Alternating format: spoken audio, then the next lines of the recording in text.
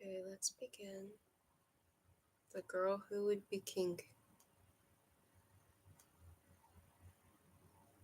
Once upon a time, there was a strong and mighty king. He had won battles against his neighboring kings and had made them obey him. In this way, he had expanded the boundaries of his kingdom. As part of the peace agreement, the defeated kings were ordered to send him one of their sons to serve him for 10 years. For a long time, one king had successfully defended his country against the all powerful king, but as he had reached old age, he too had been forced to enter into an agreement with the all powerful king, as he could no longer lead his army to victory. The trouble was, he could not send one of his sons to serve the all powerful king because he only had 3 daughters.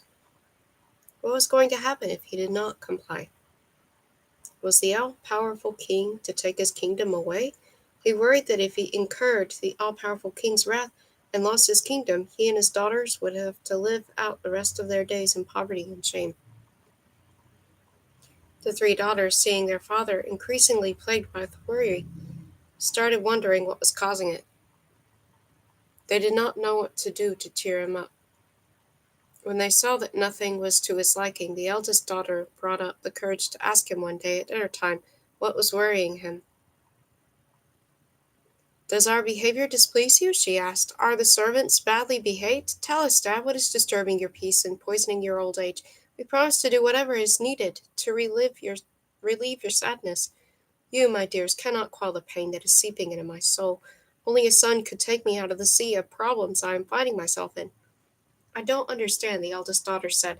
"Why are you hiding from us the source of your worries?" "My dears," the king said, "as long as you have been on this earth, you have busied yourself with the needle and the weaving loom. You know how to spin, to sew, to weave. Only a hero could save me, someone who knows how to handle a mace, to carry a sword with courage, and to ride like a dragon. Tell us anyway, father. We want to know what is worrying you." As the girls persisted with their pleas, the king said, "Here is the reason, my daughters, for my sadness. You know that no one has been able to touch my kingdom for as long as I was young, without getting their due reward and returning to wherever they had come from in shame. Now, though, old age has drained me of my powers. My arms are weak. They can no longer handle the sword or make the enemy tremble. My horse, who has helped me win every battle in my younger days, is also old. He is so full of disease, barely drags himself around, living from day to day. In previous times, I was able to strike fear into my enemies, but nowadays, what can I say? You know that I have agreed to obey the powerful king, but with him the custom is that all those under his power send him a son to serve him for 10 years, and I only have you." "I will go, father," said the eldest daughter, "and I will do my best to please you. I fear you will return not having accomplished anything. Who knows in what trouble you will get yourself there, and no one will be able to untangle. All I know, father, and what I can promise, is that I will not embarrass you. If this is how it is, get ready and go." As soon as the girl obtained her father's permission, she was beside herself with joy and started getting ready. She was on her feet all day long, giving orders and packing all the things she needed for the journey. She chose for the most majestic horse from the royal stables, the most beautiful and expensive clothes, and packed enough food for an entire year. When her father saw that she was ready to leave, he advised her on how she could act so no one realized she was a girl. He taught her everything a hero who is about to take on a high ranking job would need to know. He also taught her how to avoid gossip, how to fit in with the sons of the other kings. Then he said to her, "May God take you in his care. Remember what I have taught you." The girl set off as quickly as lightning. The entire earth could not contain her happiness. If she hadn't at some point stopped to wait for her servants and her food supplies, these would have gotten lost because they could not keep up with her. Meanwhile, the king set off on a side path. It led towards the edges of his kingdom and stopped by a road she would have to pass through. There he put up a bridge made of copper and transformed himself into a wolf and hid underneath the bridge. When the girl was about to pass, the wolf suddenly jumped out at her, baring his teeth. He looked so frightening he would have put the fear of death into anyone. His eyes shone like flames as he looked straight into hers, and he seemed ready to engorge her. The girl froze with fear and lost her nerve. If the horse had not jumped to the side, the wolf would have struck his claws into her. She galloped back to her father's kingdom at great speed. Her father, who used the side path to return before she did, came out to welcome her back. "Did I not tell you, my dear, that not all flies make honey?" he said. "That is true, father, but I did not know that going to serve a king meant I would have to fight such a wild and rabid beast." "If this is how it is," said the king, "stay at home and take care of your spindle and your spools. May God have mercy on me and not let me die in shame." Not long passed, and the second daughter also asked to go. She promised that she would do everything in her power to carry out the task she had set herself right through to the end. After much pleading and many promises, her father relented and allowed her to go. But the same thing happened to her as had happened to her elder sister, welcoming her back. Her father said, "Well, my daughter, did I not tell you that not all flies make honey?" "That is true, father, that's what you said. But that wolf was just too scary. He opened his mouth to devour me, and looked at me with eyes that seemed to pierce through my soul." "So stay home," the king said. "Take care of the broomsticks and the vegetables in the kitchen." Time passed. Then one day, as they were having dinner, the youngest daughter said to her father, "Father, let me try my luck as well. Given that your older sisters have not been able to carry out their plan, I wonder how you even think to put yourself forward." The king said, "You have barely figured out how to eat out of a bowl." He tried to curtail her wish to go in all sorts of ways, but in vain. "For the love of you, Dad," she said, "I will work like four devils to succeed, but if God bars my way, I will return to you without shame." Her father kept trying to dissuade her and was reluctant to let her go, but his daughter persuaded him with her pleas. Eventually the king said, "If you really want to go, I will give you permission. Let me see what you end up doing. How I will laugh if I see you return with your nose to the ground. You will laugh, Dad, as you have laughed at my sisters too, without the diminishing their hour." Utter. Having gained her father's permission, the youngest, the king's youngest daughter, went to the royal stables where the best stallions in the entire kingdom were kept to choose herself a horse. She examined one horse then another, but none of them caught her eye. After much searching, she found her father's old horse, the one he had ridden since his youth. The horse was lying on his side, full of disease and scabs. As she saw him, she was overcome by pity and could not bear to leave his side. The horse said, "I can see that because of the love you have for the king, you are looking at me like this. What a hero he was in his youth. The two of us have been through many adventures together, but since he has grown old, he has stopped taking me out for a ride. And I am skinny like this because there is nobody who can feed me like he can. If someone were to take care of me the way he did, in 10 days I would become as strong as 10 of the other royal horses." "How would you need to be taken care of?" the girl asked. "I would need to be washed every day with pure water, to be given barely boiled in sweet milk, and be fed a bushel of hot embers. If I could be sure you will help me reach my goal, I would be tempted to do as you say." "Mistress," the horse said, "I promise you will not regret it." The king's daughter took care of him just as he had taught her to do. On the 10th day he shook himself 3 times and became beautiful, as plump as a melon and as limber as a deer. Then, looking happily at the king's daughter, he said, "May God give you luck and success, mistress. You have cared for me and allowed me to once again be the way I wanted to be in this world. Tell me what you want me to do." "I want to go to the big and mighty king, our neighbor, to serve him, and I need someone to advise me along the way." "If you will go with me," the horse told her, "I will serve you the way I've served your father, as long as you follow my advice. In that case, we will leave in 3 days." The king's daughter started making preparations for the journey. She took some clean clothes, but without frills, a few food items, and some spinning money. As her father came to say his goodbyes, she said, "May God be with you, Dad, and may I find you in good health." "Have a good trip, my daughter," her father said. "Just don't forget what I have taught you, and whenever you are in need, focus your mind on God, the source of all that is good and of help." As she promised to do so, the girl set off. As with his other 2 daughters, the king took a short-cut and overtook her. He set up the copper bridge, transformed into a wolf, and waited for her while hiding underneath the bridge. On the way, the horse told the girl that her father was going to test her bravery. He advised her on what to do to pass the test. When they arrived at the bridge, the wolf jumped towards her. His eyes flashed, and his fangs were bared to put the fear of death into her. He looked ravenous, as if he hadn't eaten for a month. But when the beast... Hi. Hello, Jen AH. I'm glad that you're able to send a message. I was concerned about that, so I'm glad you can... Let me say hi. Hi. I'm so glad. I hope you're doing well. How are you?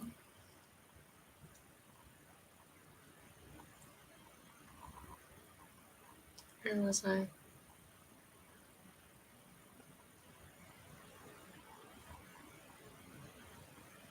Um, But when the beast was about to dig his claws in, the girl gave a horse a signal. She charged against the wolf, holding her sword, ready to tear him into pieces. If the wolf hadn't jumped to the side, she would have cut him in two. She decided that no matter what, she would fulfill the task she had taken upon herself. She passed over the bridge as triumphant as any male hero. Her father marveled at her courage. Then he took another short cut, overtook her again, set up a bridge made of silver, transformed himself into a lion, and waited for her underneath the bridge. The horse, however, had already warned the girl about what she was about to encounter. He had also taught her how to overcome this second test. As soon as the girl reached the silver bridge, the lion jumped at her, his maw wide open. He seemed ready to devour her and the horse, with fangs like ivory and claws like scythes, and roaring so loudly that the forest shook and the earth rumbled.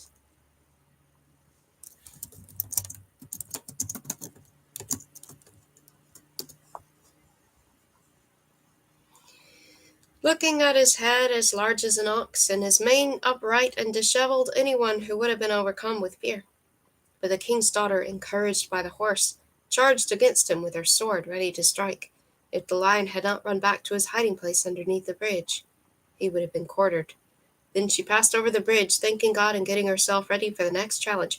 Having never left her home before, she was full of wonder, seeing the beauty of the fields.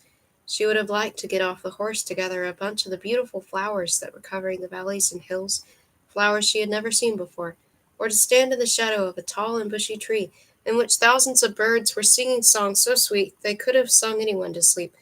And over on the other side she would have liked to go to the small river with water as clear as tears, which had sprung from the corner of some rock from the side of the hills. She was looking at the river and longing, enjoying its sounds and watching as the water meandered along the earth, surrounded by flowers and the greenery of spring. But the horse was pushing her to keep going. Young men do not take a look at these things until after they have completed their task, he kept telling her. He also warned her that her father had set yet another trap for her and taught her how to emerge victorious once more. The girl was listening to her horse's advice and following it to the letter. She had seen that it had led to good things, and she did not waver in her obedience. Her father, as before, took a short cut and overtook her. He set up a bridge made of gold, transformed himself into a 12-headed dragon, and hid himself underneath the bridge. When the girl was about to pass over the bridge, she was suddenly confronted by an enormous dragon with 12 heads, smashing his tail against the ground. Fire was gushing from his 12 mouths, and his 12 tongues looked like burning arrows.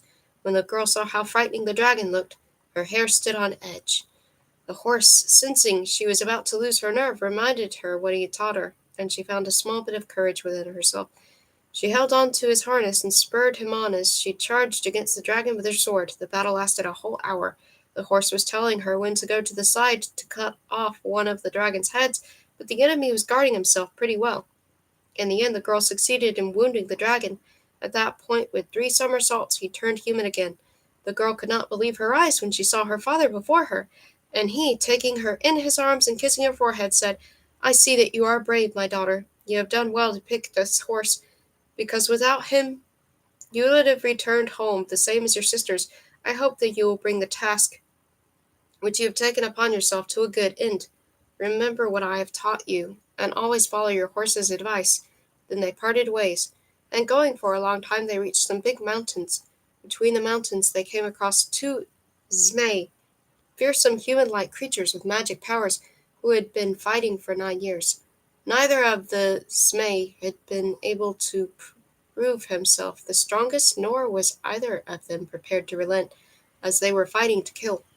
When they saw the king's daughter, thinking she was a young man, one of the Zmei said, "Prince Charming, help me slay this enemy of mine, and I will one day be of service to you." The other one said, "Prince Charming, help me slay this enemy of mine, and I will give you Yellow Sun, my fearless horse."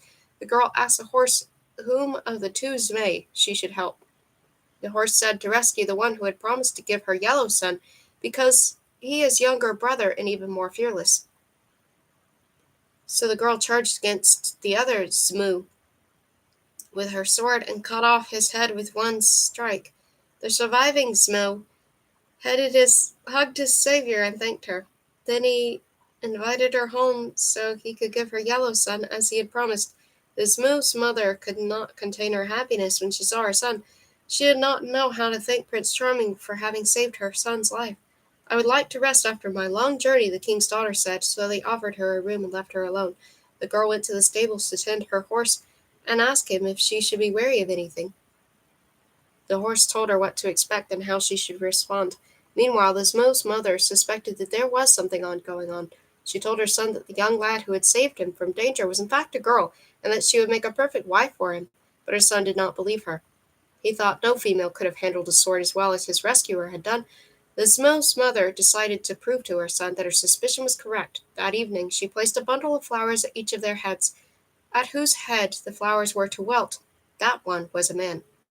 If, on the other hand, the flowers were to remain green, the sleeper was a woman. Following the horse's advice, the king's daughter made sure to rise toward dawn when the sleep was sweetest.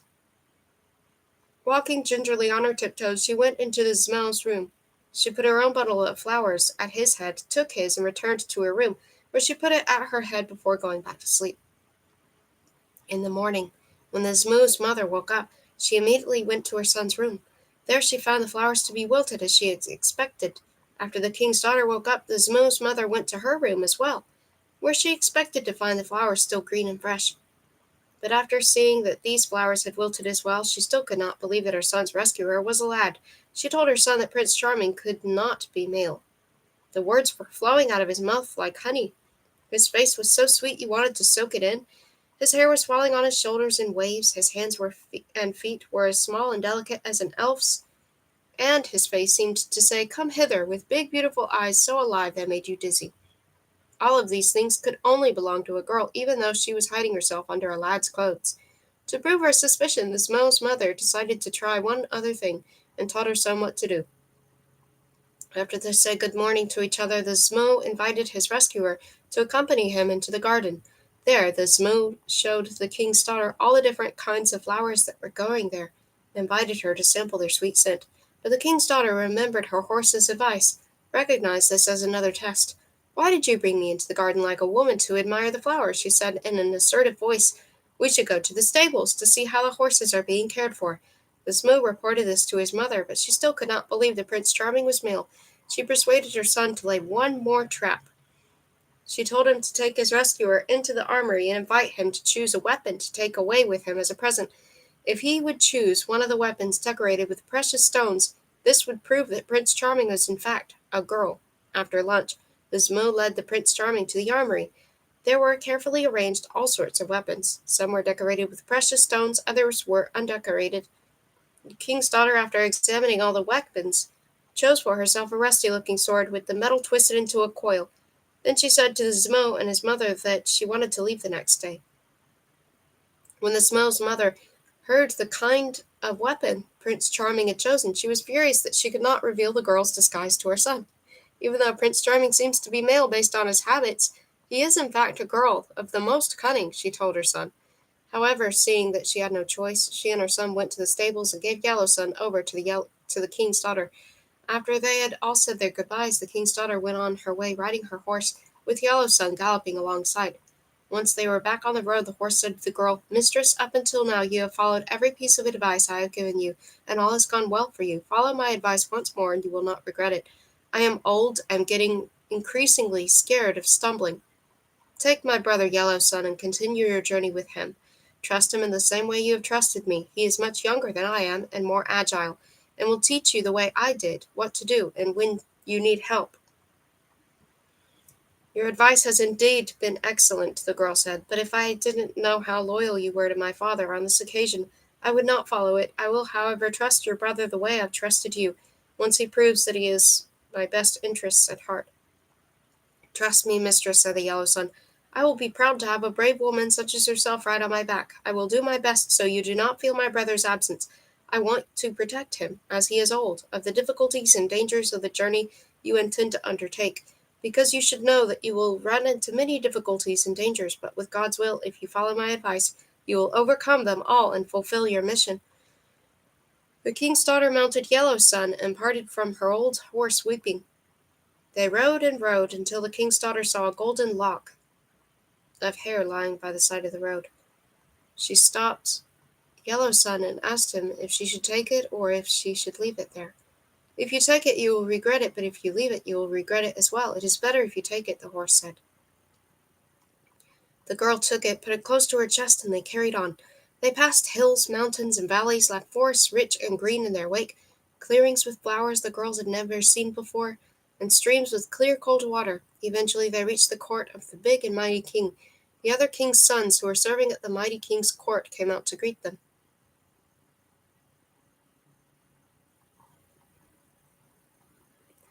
The young men could not take their eyes away from the new arrival.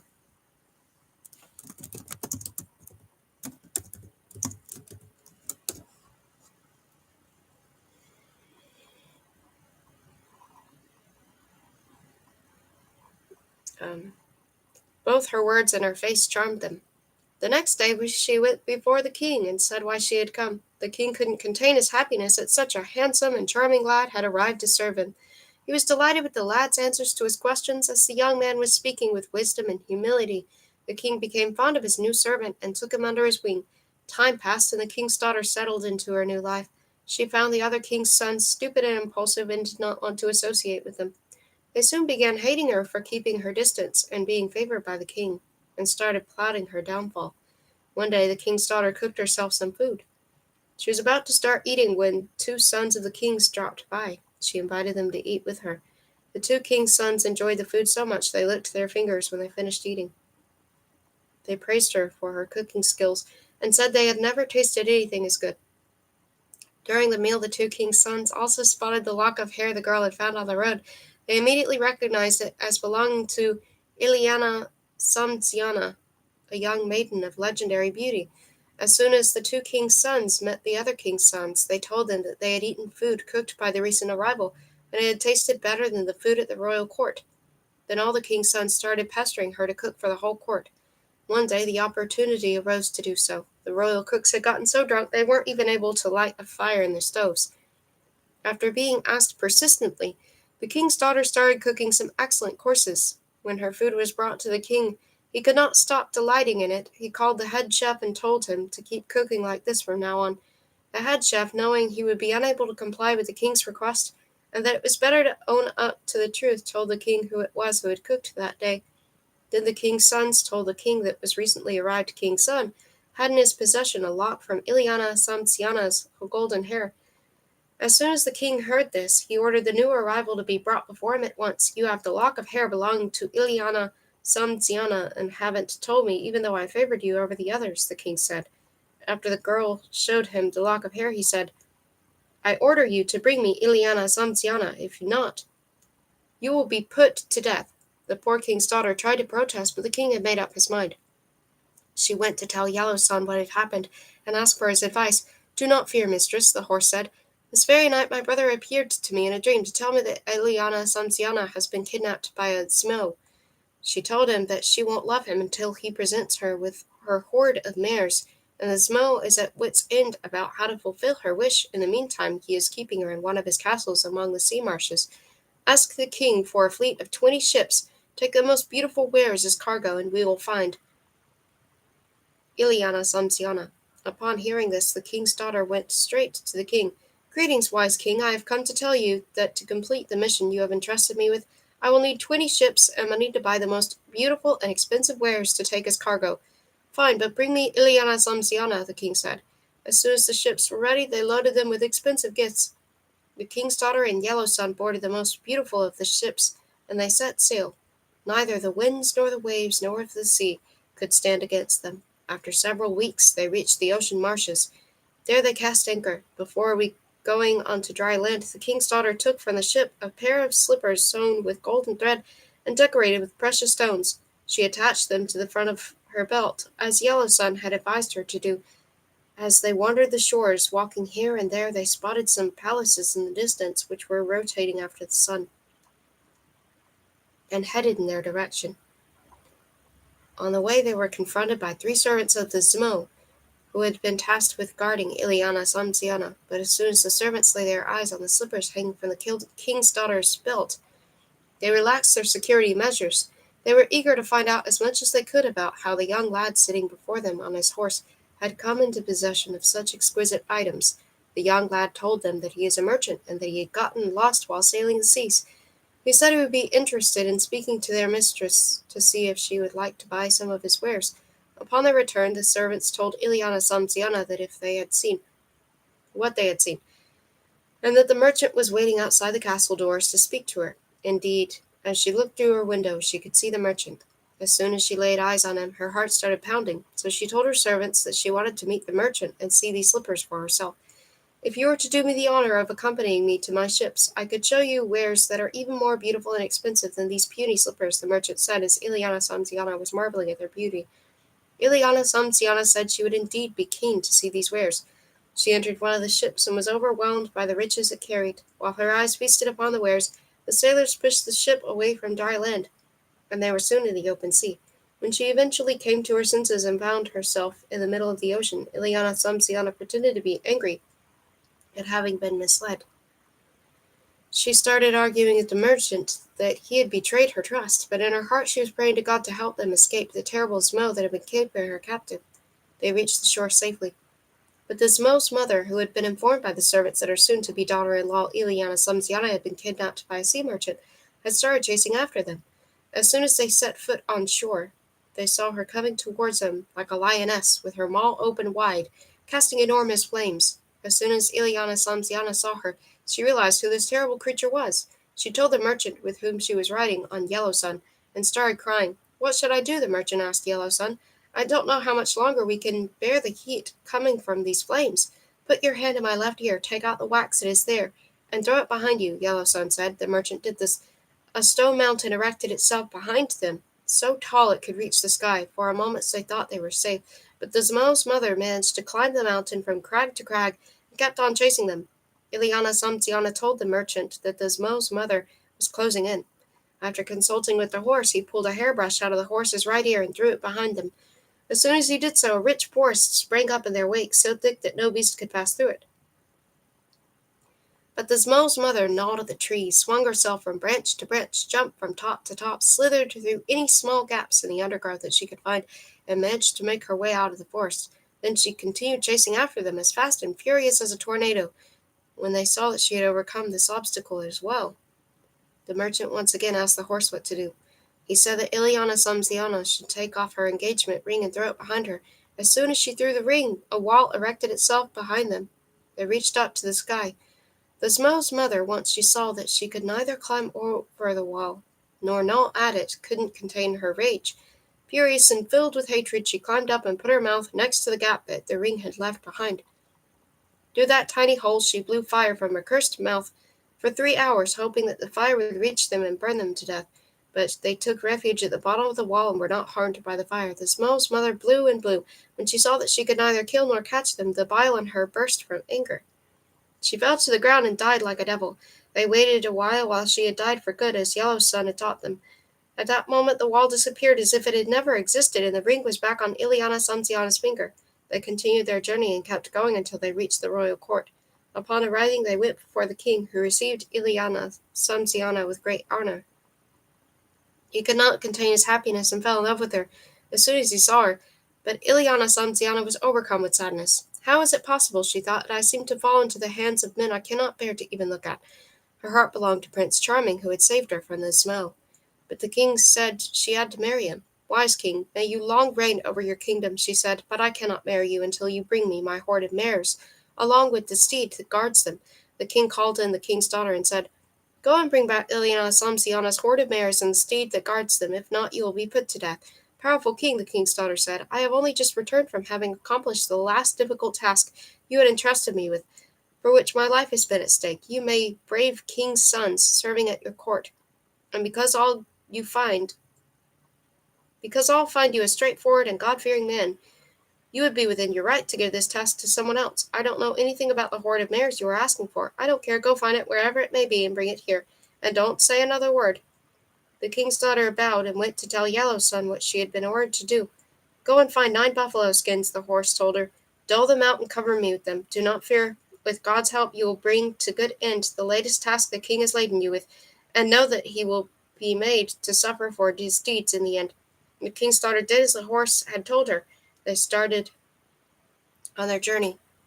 On their way, they came across this Mo who was hoping to marry Ileana Samsiana, who was wandering like crazy, trying to figure out how to catch the horde of mares. The king's daughter told him that Ileana Samsiana had been kidnapped by a sea merchant and that his mother was died trying to rescuing his beloved from the kidnapper. Upon hearing this Mo was furious. His eyes became blurry with anger and he could no longer see. Then, when he realized that he was in fact speaking with the kidnapper of his beloved, he lost his temper from anger and grief, and roaring like a lion, he battled with the king's daughter, who was keeping her cool and whom the horse was encouraging and helping. When Yellow Sun could see that the Zmo was preparing to strike, he would rise higher than the Zmo. The Zmo's blows would be thrown at the air, thus wasting energy for no gain. When, on the other hand, the king's daughter was about to strike, the horse would drop quickly towards the Zmo's horse, and she would strike into his bare flesh. They fought so hard the earth shook beneath them. Eventually, the king's daughter was able to bring her sword crossways and cut off the Zmo's head. Then, leaving his carcass to the crows and the magpies to feast on, she and Yellow Sun continued their journey. Eventually, they reached the place where the horde of mares was. The mares were grazing peacefully by themselves, without any steed in sight. The horse told the king's daughter to climb up a tree. As soon as she did, he neighed 3 times. The entire horde of mares gathered around him. Then the steed appeared, foaming at the mouth and snorting from fury. When he saw Yellow Sun amongst his mares, he charged against him with fury. A fight broke out between them. From her hiding place up in the tree, the king's daughter could see what was happening. She saw that when the steed was attacking Yellow Sun,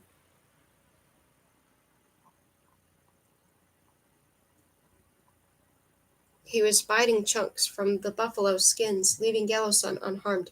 On the other hand, when Yellow Sun was attacking the steed, he was biting from bare flesh. They fought until the steed, wounded from head to tail and full of blood, was conquered. Yellow Sun escaped unharmed, covered by the buffalo skins which had been torn to shreds.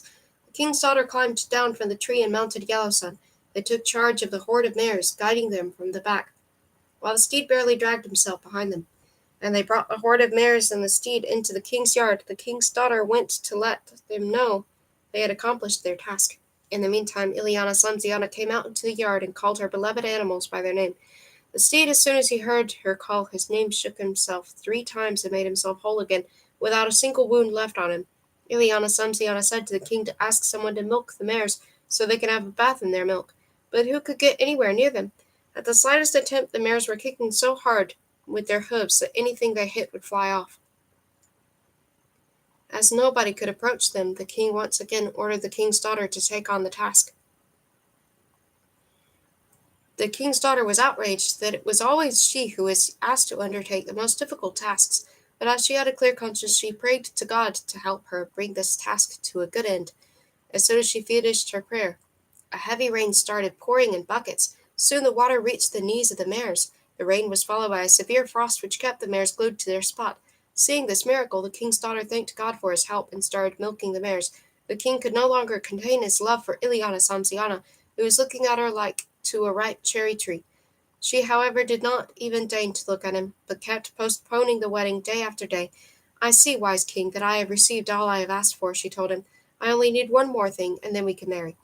My dove, the king answered, my kingdom and myself are your obedient servants. Ask for anything you want, and I will make sure you get it, because I cannot contain my love for you. I have become dizzy. I dream while awake. I no longer know what I am doing when I look into your beautiful eyes. Bring me the baptism urn, which is kept in a little church over the Jordan waters, Ileana Samsiana said, and then we can marry. The king called the king's daughter to him and ordered her to do whatever it takes to bring back what Ileana Samsiana had asked for. The king's daughter went to tell Yellow Sun of the latest order and to ask what she should do. This is the last and most difficult task you have to accomplish, he said, but put your trust in God because the king's days are numbered. They got ready and left. On the way, Yellow Sun told the king's daughter, the baptism urn is located on a table in the middle of a small church and is guarded by a group of nuns. They do not sleep day and night. From time to time, however, a hermit visits them and tells them of the holy things. When they are assembled to listen to what the hermit is teaching them, only one remains on guard. If we could arrive at time, things will work out well. If not, who knows how long we'll have to wait, because that is the only way. They went, therefore, over the Jordan waters and reached the small church. Luckily, the hermit had just arrived and assembled the nuns to listen to him. Only one had remained on guard, and this one, being tired due to the long wait, had started drifting off to sleep. She took precautionary measures, however, and laid herself to sleep on the threshold. She thought that by doing so, nobody could get in without waking her up. Yellow Sun taught the king's daughter what to do to get hold of the baptism urn. The girl sneaked along the wall, and gently walking on the tips of her toes, she reached the door. As nimble as a cat, she jumped over the threshold, not even touching the nun who had fallen asleep. Grabbing hold of the urn, she came out as she had entered, got on the horse, and set off. The nun heard Yellow Sun galloping in the distance and jumped up. Seeing that the urn was missing, she started screaming and wailing so bitterly would melt anyone's heart. The other nuns immediately gathered around her and started wailing about the theft of their beloved urn. The hermit, seeing that the urn was beyond reach, looked towards the king's daughter as she was flying away on Yellow Sun. With his hands up to the sky and kneeling, he cursed her. "Holy Lord," he said, "make it so that the unlawful one, who has dared to put their unholy hands on the baptism urn, becomes a woman, if they are a man. If they are a woman, make them become a man." The hermit's prayer was immediately heeded. The king's daughter became a young man, so handsome you would fall in love looking at him. As the young lad reached the king's court, he felt that he was no longer the way he was when he had left. Now he was handsomer and fiercer. "Powerful king," he said as he handed over the urn, "I have undertaken the things you have asked me with. I hope that now I have finished. Be happy and reign in peace, for as long as the Lord's mercy will be with you." "I am satisfied with the way you have completed your tasks," said the king. "After my death, it is you who will take the reins of the kingdom, because until now I have had no heir, and if God will give me a son, you will be his right hand." Ileana Samsiana, seeing that her latest request had been granted, decided to take her revenge on the king for always sending out her beloved to complete all the dangerous tasks. She ordered to heat up the bath so that she and the king could bathe in the milk of her mares. After she got into the bath, she ordered to bring in the steed to blow cold air. The steed blew from one nostril cool air towards her, and with the other nostril fiery air towards the king. Even the king's insides got boiled, and he died on the spot. There was a big uproar throughout the garden when the people heard of the death of the mighty and powerful king. People from all parts gathered and organized a funeral fit for an almighty king. After this, Ileana Sanziana said to Prince Charming, "It is you who brought me here, you who brought my horde of mares and the steed guarding them, you who killed the Zmo who had kidnapped me, you who brought me the baptism urn, it is you whom I choose as my husband. Let's have a bath and get married." They agreed and got into the bath. Ileana called her steed to warm up the milk in which they would bathe. The new king also called in Yellow Sun, and the two horses competed over who would make the most comfortable bath for their master. After bathing together, they got married the next day and ascended to the throne of the kingdom. The feast lasted 3 weeks long. Everyone was happy that God had given them such a brave king, who had already accomplished so many great deeds, and he reigned with righteousness and fear of God, protecting the poor and not oppressing anyone. The king and queen may still be reigning to this day if they haven't yet died. I happened to be around gawking at the wedding feast. Then I got onto my horse and told you the story thus. Translator's note: the girl who would be king. As I mentioned in the introduction, this was the story that started this entire translation project for me. I was amazed and delighted to find a full-grown transgender story in the Romanian Book of Fairy Tales, let alone one dating from the 19th century. This tale's original title is Ileana Samziana, which is strange, as she is not the main protagonist. In translating and adapting the story, I wanted the title to reflect that this is a transgender story. Of course, this is not a transgender story in the contemporary sense of the word. The protagonist does not experience body dysmorphia, nor do they show any sense of struggling with their identity or the way they are perceived by others. At the end, they seem to simply embrace the transformation and go along with it. However, I find the existence of a 19th century story in which the character starts out as female and ends up as a male simply extraordinary before being collected and published by Petre Ispirescu. This story must have traveled from person to person, being told and retold many times over a long period of time. How extraordinary that this story has resonated with enough people that it has survived long enough to be written down formally. Even more extraordinary is the fact that it was published as part of the most celebrated collection of fairy tales in the Romanian language. Of course, it is ironic that a story that seems so far ahead of its time would display so many patriarchal values.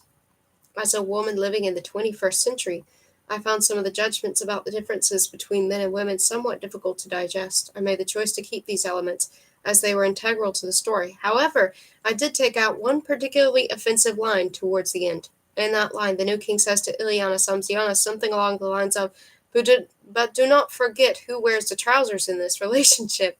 That line simply had to go. As you have been reading the story, you may have wondered about the use of the title Prince Charming, which appears several times in my translation. The original is Fat Frumos, which is a name often given to the male hero in Romanian fairy tales. Oh. A literal translation might be handsome youth or lad handsome. Frumos means handsome, and fat refers to a young man. I chose Prince Charming as this name fits the hero's role in the story and is well known to English speaking readers. While reading, you may have also wondered what Zmo is.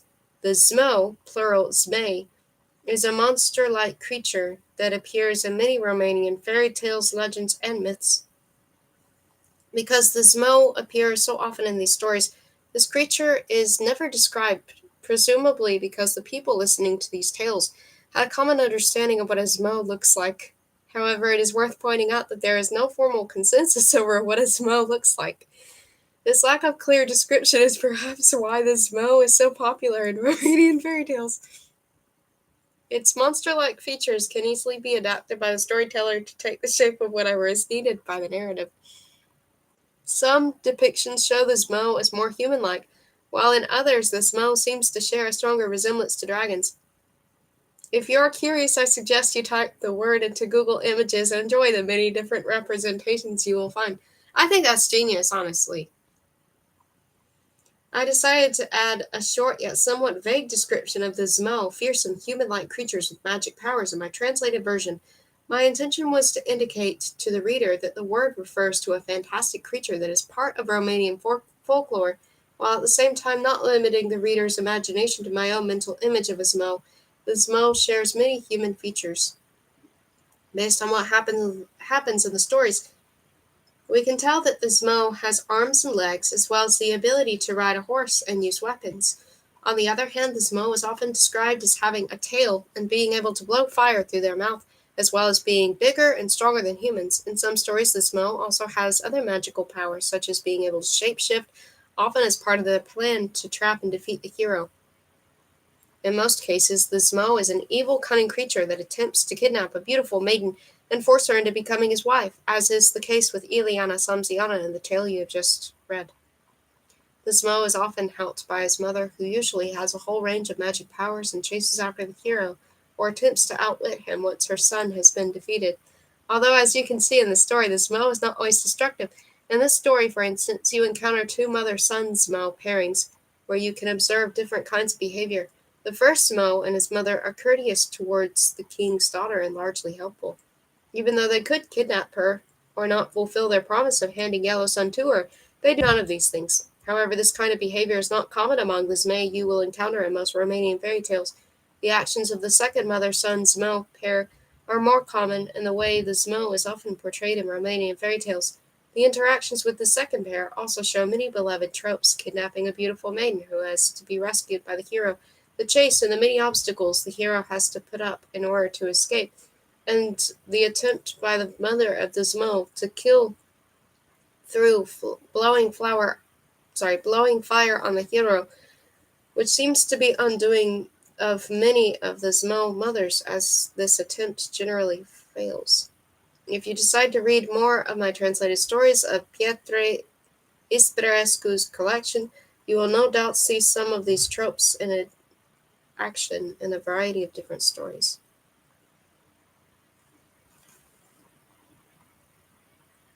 It's just okay. I didn't like it.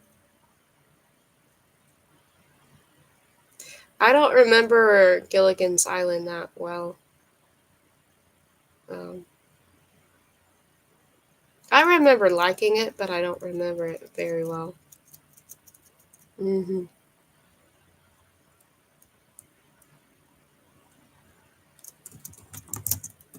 I'm so glad the chat is working.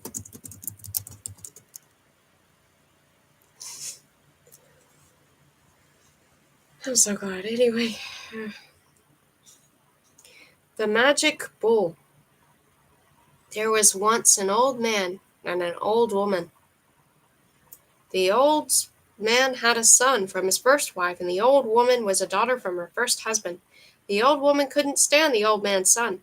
"Husband," she said one day, "if you don't send your son away from here, I will no longer be your wife."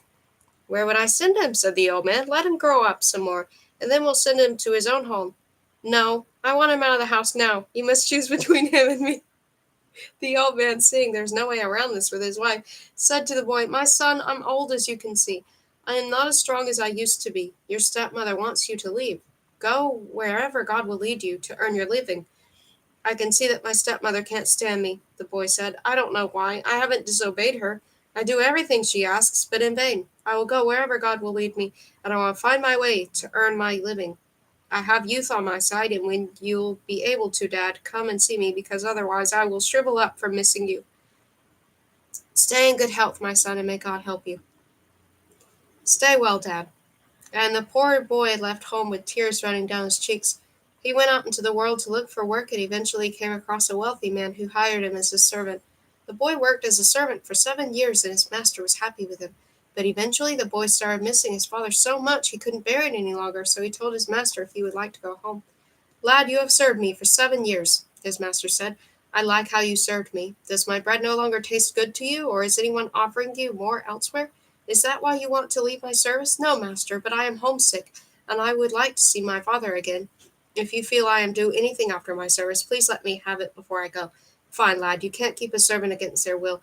But when you started working for me, we didn't strike up an agreement about how much I loved you. How much I owed you when you left. But as payment for the work you have done for me, I will let you choose from my herd 2 large animals and 10 small ones." When the boy heard that he is given so much, he thought his master was joking. "Master, you said you liked the way I served you," he said. "Why are you making fun of me? Are you not happy with the payment I am giving you?" "Of course I am, master, but you know I haven't bargained with you, so you can give me whatever you like. If what you say is true, then I feel it is too much unless you are jesting with me." "I didn't mean to jest, lad. There's no reason to. You have behaved honorably and have served me loyally. The animals I have told you to choose are fitting for your service." The lad couldn't contain his joy, especially when he realized that it was through his labor that he had earned so many animals. He went to the smaller animals, looked at each of them in turn, and wondered which ones to choose. He didn't want to choose from among the best animals, because he didn't think his work was worth as much. He also didn't want to choose the worst ones, because his heart wouldn't let him. He therefore chose from among the animals in the middle. He was going to do the same with the large animals, but when it came to choosing those, his attention fell upon a bull, which was looking at the boy with a mischievous twinkle in his eye. The boy chose this bull and a cow. Then he set off on his way home, hoping that bringing this much wealth with him will appease his stepmother's resentment toward him. When the boy reached home, his father was overwhelmed with joy. His son had grown into a handsome young lad. But his stepmother hated him just as much as before. The son helped his father with all the work in the field and with taking the animals out to pasture. He did everything he could to make himself useful to the household, but his stepmother kept thinking up new ways to make his life a misery. In the mornings, when he would take the animals to pasture, his stepmother would give him a cake to eat as his lunch. But she would bake it out of the ashes from the fireplace, and he couldn't eat it. At lunchtime, instead of eating like everyone else, he would sit underneath the shadow of a tree, feeling sorry for himself. He didn't want to tell his father so as not to cause any trouble, nor was he getting any peace at home. This was making him sad, deep in thought, and without joy. One day, while crying from hunger at lunchtime, the bull, whom the boy had named Tailorus, started speaking to him. "Master, don't be sad," Tailorus said. "Forget the cake made of ashes. Take my right horn, and eat and drink whatever you want out of it." The lad was stunned to hear this bull speaking to him. "Listen to my advice," Tailorus said. "You are a good lad, and I feel pity for you. You are wasting your youth crying about things that cannot be changed. Do as I say, and you will see that it works." The boy took the right horn from Tailorus. Inside it, he was astounded to find a loaf of bread as white as snow and a glass of wine that would make you lick your lips. He ate and drank to his heart's content. His stepmother noticed after a while that the lad's face had become fuller, that he was doing everything with great joy. Instead of watching him waste away, she had hoped he was starving. She suspected that Tailorus must be the cause of the boy's newfound happiness. The boy was fussing over him and spending more time with him than with the other animals. She asked her daughter to follow the boy and watch what he does when taking the animals to pasture. Her daughter followed him, saw everything, and returned to her mother and said, "Mother, what I saw today is beyond belief. My stepbrother's bull has magic powers. Didn't I tell you there must be something odd about that bull? You should have seen, Mother, how my stepbrother would take the bull by the neck and kiss him on one side or on another, making my heart go all fluttery. Then at noon he took his right horn and got out of it some bread, white and well baked, and some wine, and he ate them with such joy I felt hungry watching him. But what really shocked me was that I heard the bull talking. I must find a way to get rid of that bull," the mother said. The following day she told her husband he was to slaughter the bull, started nagging him relentlessly about it. The poor old man tried in vain to stand his ground. He told her the bull wasn't theirs to slaughter, it belonged to his son. When this didn't work, he told her that the bull was beautiful and would come in useful one day. But his wife kept nagging him and wouldn't let go until she made him agree to slaughter the bull. The boy, fortunately, was clever and heard it all. As soon as daylight came, he went to Tailorus and told him what was about to happen. The bull told him to wait on the porch. When they will chase him to bring him to slaughter, Tailorus will pass by the porch. The boy will jump on his back and they will run away together. This is what they did. After escaping death, Tailorus took his master to a forest more beautiful than the lad had ever seen. Close by were some orchards with grass to graze on, always green and in bloom. There they made a hut and lived a life of plenty. One day the boy was sitting in front of the hut playing his flute, while Tailorus was grazing in the nearby orchard. An enormous bull came by so fat he seemed to be bursting out of his skin. "Why did you come here, lad, with your bull and drink my water and eat my grass?" he asked. "I didn't know this was your land," the lad said. "My bull brought me here. Tell him to come tomorrow morning to the golden attic to fight me." After that he left. Into the evening, Tailorus found the boy sadder than ever. "What is it, master? Why are you sad?" Tailorus asked. The boy told Tailorus everything the fat bull had said. "Leave it to me, master. Don't worry about it." The next morning, Tailorus left the boy at the hut. He went to the golden attic and fought the other bull. Tailorus emerged victorious and placed the other bull's corpse underneath the attic. Then he returned home safe and unharmed. 2 days later, another bull came by, not as big as the first. He told the boy the same as the previous one, and asked that Tailorus fight him at the silver attic. As the first time, Tailorus found the boy crying and sad. He calmed him down before and went to fight the other bull. After emerging victorious, he put the other bull's corpse underneath the attic as well. Several days later, another bull came. This one was thin, ugly, and full of scabs. He told the boy, "Who has given you permission to come here with your bull, drink my water, and graze on my grass?" "What is it to you?" the boy said. "If it wasn't any concern to me, who else should it be?" said the bull. "Which of you two will dare fight with me should come tomorrow to the copper attic." "Go in peace," the boy said. "We'll come." When Tailorus returned from grazing in the evening, the boy joyfully told him everything that had happened. "Your joy isn't good, master," the bull said. "Now my turn has come. That bull, scabby and skinny, will conquer me. You should be present at our fight. I won't let you fight with him. You are young, naive, and you have much to see in this world. Once he has vanquished me and has put me underneath the attic, jump in and take my left horn. Don't open it until you get back home." When the boy heard this, he could not stop crying. His heart hurt so much he couldn't sleep all night. Early next morning, Tailorus went to the copper attic. There he waited for the downtrodden bull. When the bull arrived, they started to fight. When they fought and fought until towards noon. At times, Tailorus was bringing the other bull down. At other times, the downtrodden bull was bringing Tailorus down. Then they fought with their horns, and neither of them could conquer the other. By the afternoon, Tailorus had lost much of his power. The other bull charged against him and put him underneath the attic. The boy jumped in and took his left horn. He lingered by the attic, crying and crying. But when towards dusk Tailorus still hadn't come back from underneath the attic, the boy left carrying the horn, crushed by grief. He spent the night on a little hill. The next day he was famished.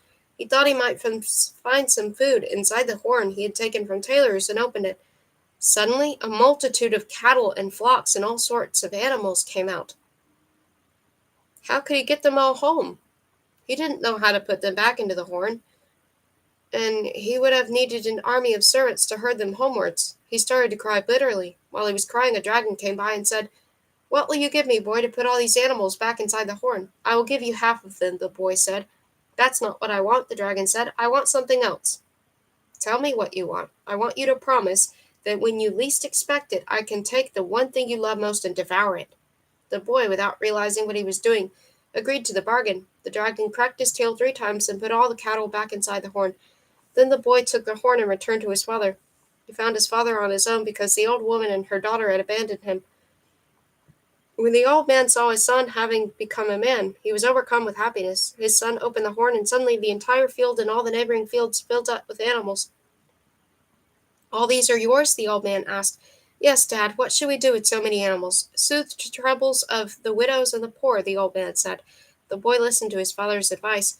Every day from then on he did good to those who needed help. Eventually there wasn't a single poor person left in their village. News traveled to the royal court about the riches and mercy of the old man's son. The king had a wise and beautiful young daughter, and he decided the old man's son would make an excellent son-in-law. He therefore sent messengers to the boy to offer him his daughter's hand in marriage.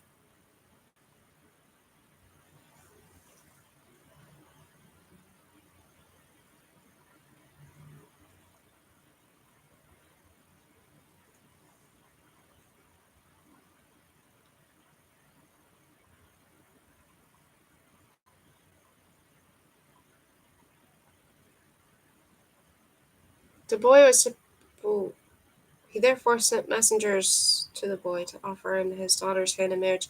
The boy was surprised to hear about the king's offer. He went to the royal court and behaved with much grace and wisdom. The king was delighted with his choice, and his daughter fell in love with the boy because he was handsome and clever. They soon came to an agreement, and the young couple got married. The boy's father, who had been invited to the wedding, waited until after the dancing and rejoicing had died down and everyone was on their way home. Then, following an old custom, he went to the couple's bedroom and put a loaf of white bread on the table. Then he returned home. During the night, the dragon appeared before the boy and told him he was coming to get his end of the bargain. He asked him to hand over his bride, whom the boy loved with all his heart, so the dragon could devour her. The old man's son, who had forgotten about this agreement, didn't know what to do. He didn't want to fight with the dragon to kill him, because he knew this had been their agreement. The father had taught him that how one word of honor turns out, so does the soul. But nor could he bear letting his beloved get devoured by the dragon. He was overcome by inner turmoil about what to do so he doesn't break his word, yet doesn't let his bride die a horrible death. Suddenly the loaf of bread on the table started to jump and say, "He has sown me, I have grown. He has cut me with the sickle, has tied me in bundles, and I have put up with it. You put up with it too," and disappear into the depths of the ocean. The dragon kept still and listened. The bread spoke again. "Afterwards the horses stepped on me, and he took me to the mill. Put up with it like I have, and go away so we don't hear from you again." The dragon kept listening, but the tongues in his mouth were playing like lightning. The bride and groom kept quiet. The bread spoke again. "Then he ground me, and after bringing me home, he put me through a sieve, mixed me with water, put me in the oven, baked me to make my eyes pop, and I put up with it too. Blasted dragon, may you burst." The noise the dragon made when he burst was so great that everyone in the royal palace heard it and woke up. When they rushed to the matrimonial suite, what did they find? An enormous dragon, burst and sliced. He was so large everyone got a fright. They took the corpse outside the palace and gave it to the crows to eat. Then the groom told everyone the entire story. When the people in the palace heard, they thanked God that a miracle had happened to save the bride and groom from harm. The young couple lived in peace, doing good everywhere. They might still be alive today if they hadn't yet died. And I got into a saddle and told you the story thus. Translators note the magic bull. The original title of the story is Tailorus, which is the name of the magic bull. If you are a non-Romanian speaker and want to have a go at pronouncing this name, oh, so it's one of those S's with a fancy. Okay. The S at the end is pronounced sh. Tailorus. You may have raised an eyebrow at the part of the story where the king offers the boy his daughter's hand in marriage. At that point in the story, there is no mention of the girl's interest in her potential future husband. As a translator, I chose not to add anything to this part of the story about the girl's potential interest, as I feel it is important that I stay true to the original as much as possible. However, I feel it is important to draw your attention to this part of the story, in case you choose to tell this story yourself. If you wanted, it would be easy to add something at this point that gives the girl more agency and choice. Maybe the daughter could have heard the boy's reputation and became interested in meeting him. Perhaps the father was acting in accordance to his daughter's wishes. For any storytellers out there wanting to use this tale, These kinds of additions may make the story more relevant to a contemporary audience. The dragon in the story is a bal- balwar, which is the Romanian version of this type of creature. I chose not to use the Romanian term, as depictions of the balwar show a creature that any Western readers would easily recognize as a dragon. However, it is worth noting that in some Romanian stories, the term balor can occasionally refer to any monster-like creature, not just dragons.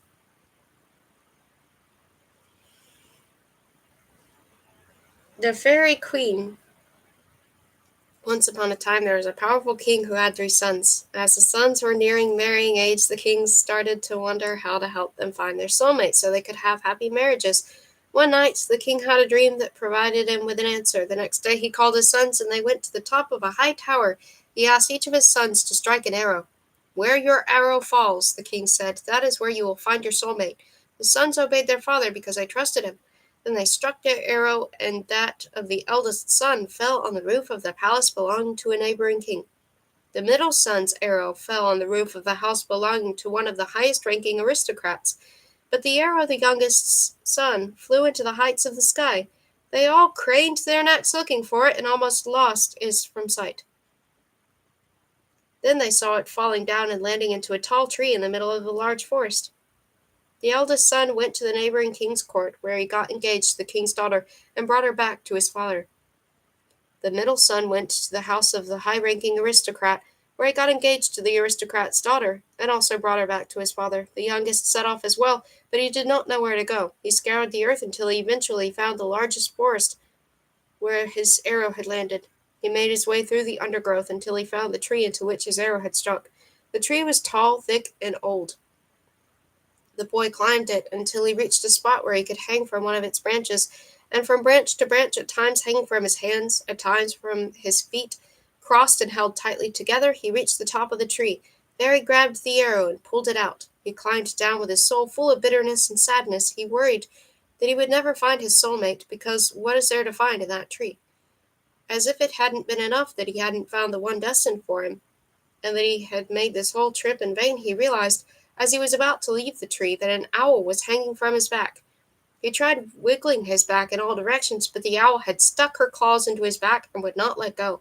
He twisted and turned to escape the plague, but there was no way. Seeing that nothing worked, he decided to return home with the owl on his back and figure out later how to get rid of it.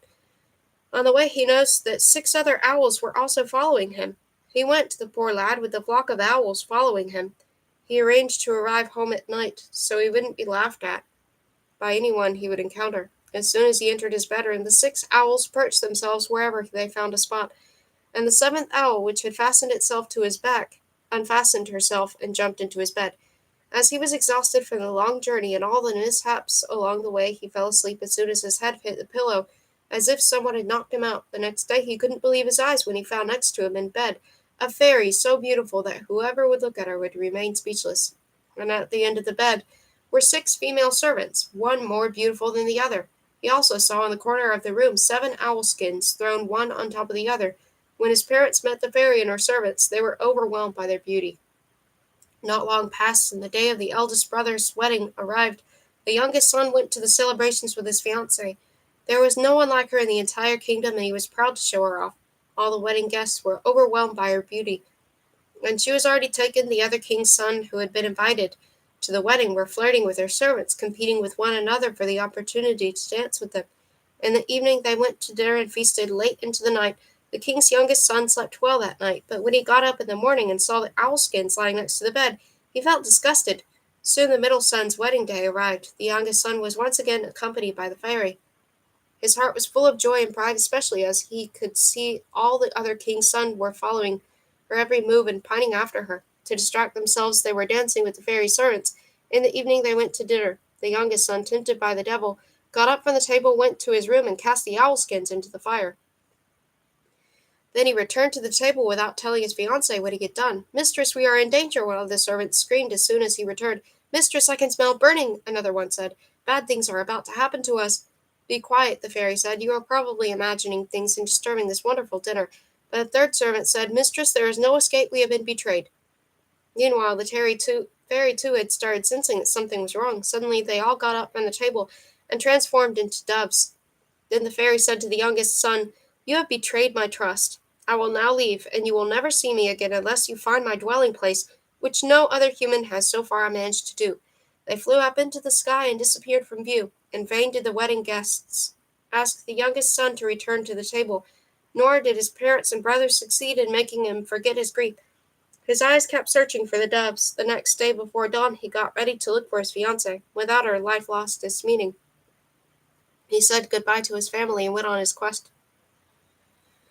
He passed hills, valleys, and dark forests through which nobody had walked before. He made his way through marshes and ponds, yet could not find the flock of doves.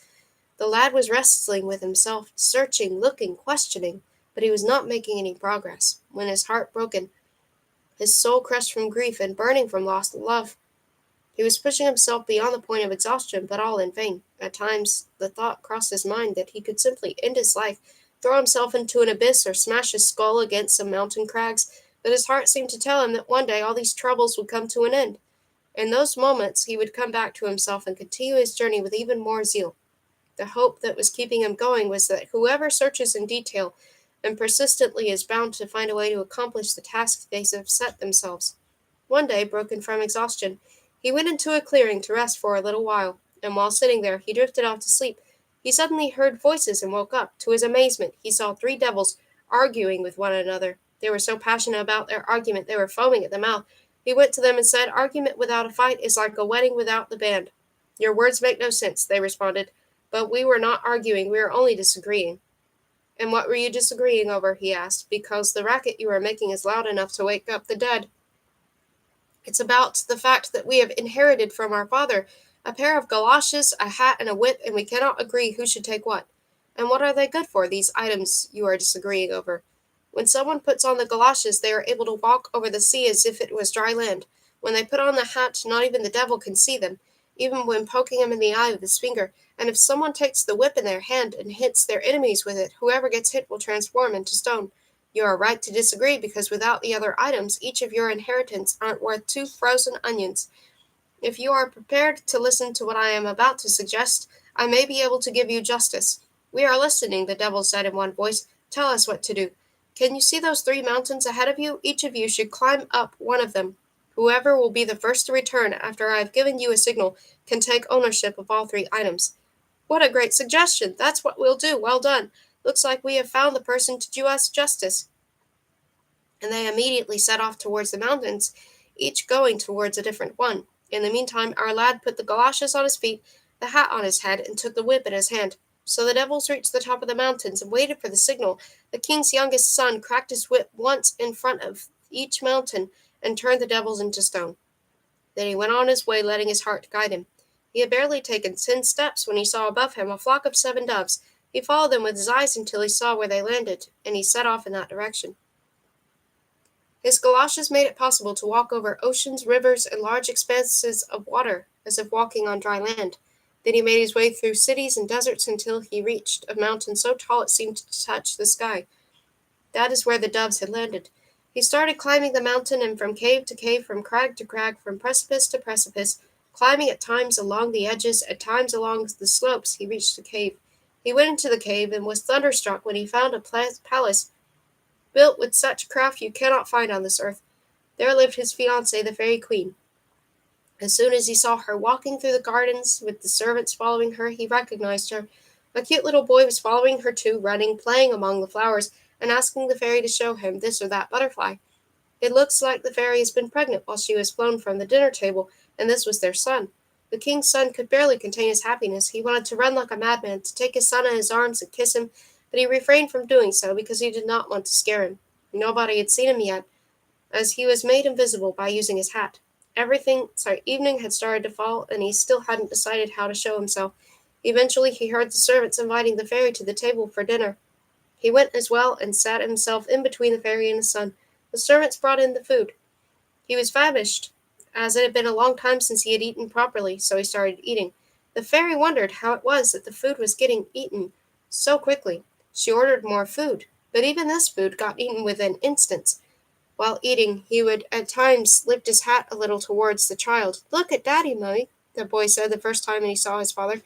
"Your father, my dear, won't come to us until he learns some powerful magic," his mother said. The king's son quickly pulled the hat back over his eyes and got back to eating. He was eating so much you'd think a pack of wolves were fighting over the food. After he finished this food too, the fairy, baffled by this, asked for more. The king's son once again showed himself to the boy, overjoyed that his son had recognized him. The child once again told his mother. She told him off because she could not believe that her fiancé was ever going to learn to perform magic that would allow him to find her. She knew that no living being from the other world could reach the place where they lived unless they were able to use powerful magic. The child was silent because his father had pulled the hat back over his eyes again. The king's son continued eating until his food too was all gone. He kept eating, yet was still hungry for more. As there was no food left to bring to the table, the fairy started worrying that there was nothing left for the servants. When once again the little boy cried out, "Mom, I swear it's Dad." "So where is he, then? What are you on about?" "I'm not about anything. Look, there next to me. He is taking me into his arms." The fairy got a fright when she heard this, but the little boy wouldn't stop until his father decided to show himself to reassure his fiancée. "Here I am," he said, taking off his hat. "You did not believe our son when he told you he saw me. I did not know what to believe when I saw those disgusting skins. I thought I was doing well setting them on fire, to help you get rid of them." "It's how we've been destined to suffer," the fairy said. "Leave all these past things be, and tell me how you managed to reach this place." And after they told each other about all that had happened and all their mishaps, they embraced, kissed their son, stayed together. After a while, the king's son persuaded the fairy to return to the world of humans. They went to the king, the lad's father, and there they had a wedding so big it became famous throughout the entire world. As the king was getting older, his people asked that his youngest son follow him to the throne, because he had a good mind and was fair in his judgment, and they lived and ruled in great happiness, so much that their name was preserved for all eternity. And I got into a saddle and told you the story thus. Translator's note: The Fairy Queen. The original title is Zanalor, which in a literal translation would be the Fairy of Fairies. In my translation, I said that the middle brother's arrow falls on the house of one of the highest-ranking aristocrats. In the original, the actual term used is Wayar. This points to a person of high status in Romanian feudal system, but it does not have an exact translation in the English language. I chose to use aristocrat because this is the closest Western equivalent. However, I thought I should mention the word boyar here in case you would like to look up this interesting role within the Romanian feudal system. Another translation choice I made is that in the original version, the 6 women serving the fairy queen are described as her slaves. However, using the word slave makes me feel deeply uncomfortable, and I would guess many readers would feel the same way. I therefore chose to use the word servant instead. This word does not detract from the story itself, yet is more relatable to our modern-day perspective. Overall, I was delighted to find this tale as it provides an alternative to a well-known and much-loved story trope. We are familiar with a woman having to go through many trials to correct a mistake she has made and win back the love of her life. The female version of this quest appears in stories that are well known in the West, such as East of the Sun and West of the Moon, and the story of Eros and Psyche. In Petre Ispirescu's collection, you will find this trope in Princess Pig, which is the headline story in Princess Pig and other Romanian fairy tales, but in this story it is the male character who has to go on a quest. This is a refreshing alternative to the better-known story trope depicting the female quest. Death's Call. There was once a man who would pray to God every day to make him rich. His frequent prayers found God in a good mood one day, and God listened. As the man got rich, he started wondering whether he could live forever. He decided to go from country to country until he would find a place where people didn't die. He prepared for the trip, told his wife what he was intending, and set off on his journey. In each country he visited, he asked if people die in that place. If the answer was that they did, he would continue his journey. One day he reached a country where people hadn't heard of death. "How do you avoid overcrowding?" the man asked, "if people don't die?" "Now and again we hear someone calling us. Whoever answers the call doesn't come back." "And do the people see the person who comes to call?" he asked. "Of course they do," he was told. The man was surprised at the stupidity of these people who go after the one calling him, when they know full well they won't come back. He returned home, took his entire fortune, his wife, his children, and set off to settle in the strange place where people don't die. He decided that he and his family members would never go after whoever it was to call them. After they settled in the new place, he taught his wife and his children not to go with whoever was to call them, so they would avoid death. They set about living, and a few years passed. One day, as they were all at home having a good time, his wife shouted, "I'm coming now, I'm coming now," and she put on her coat. Our man jumped up and restrained her. "Have you forgotten what I have taught you?" he said. "Don't go, or you will die. Can't you see someone is calling me? I'm going to see what he wants, and I will return straight away." She kept trying to escape her husband's arms, to follow the one who was calling her. Her husband overpowered her and locked all the exits to the house. "Let me be, I'm not going anywhere," she said, when she saw that she could not escape. Her husband, thinking she had come to her senses, loosened the security measures he had put in place, but as soon as he had done so, the woman threw herself at one of the doors he had unlocked and rushed out. Her husband ran after her and grabbed her by the coat, telling her not to go because she won't return. She twisted herself out of his hold and the coat slipped off her shoulders. Her husband was left holding her coat. He was stunned as he watched her running as fast as she could. I'm coming," she kept shouting. "If you're crazy and want to die, there's nothing I can do about it," he said. "I have told you how to avoid death, but if you want to die, it's your choice." After she disappeared from view, our man returned home. Days, weeks, months, years passed without anything else happening to shatter the family's peace. One day, as was his custom, our man was at the barber's having a shave. The shop was full of people. His beard was covered in foam. "I'm not coming," he shouted all of a sudden. The barber and the other customers were stunned. Our man started looking towards the door. "Please understand once and for all and leave me, because I'm not coming," he said. Later he said again, "Go away if you want to escape without shame. I have already told you I'm not coming." It was as if someone was standing by the door calling him continuously. He kept getting more and more angry that he wasn't being left in peace. In the end, he jumped and took the knife out of the barber's hand. "Come here," he said, "so I show you what happens if you keep bothering me." And he ran out the door in great haste, chasing the one who kept calling him and whom nobody else could see. The barber started running after him to get his knife back. The man ran the barber after him until they got to an area just outside the town. The man fell into a precipice and never came back out, the same as all the others who had been called. The barber returned to his shop, accepting the loss of his knife.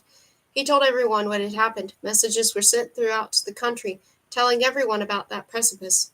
Until then, nobody had been able to figure out what happened to the people who were being called. But when a crowd gathered to search for the precipice, they couldn't find it. All they found was a valley, which seemed to have been there since the beginning of time. From then on, people started dying in that place too, as they do everywhere else. Translator's note: Death's Call. I absolutely love translating this little gem of a story. It is one of the many unexpected delights in Petre Ispirescu's collection of tales. This premise of someone trying to find a place where there is no death may be particularly enticing for fantasy or sci-fi writers looking for their next big idea. The original title is Glasul Morții, which translates to Death's Voice or the Voice of Death.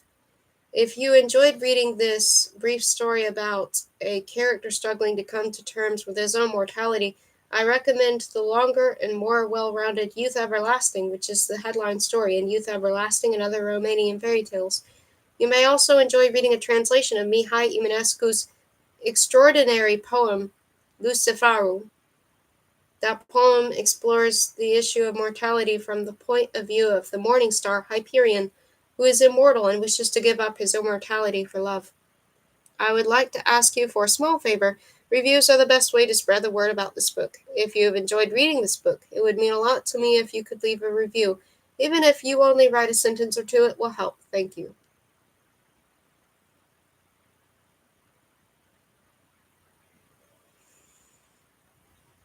And I'll type the title of that. That was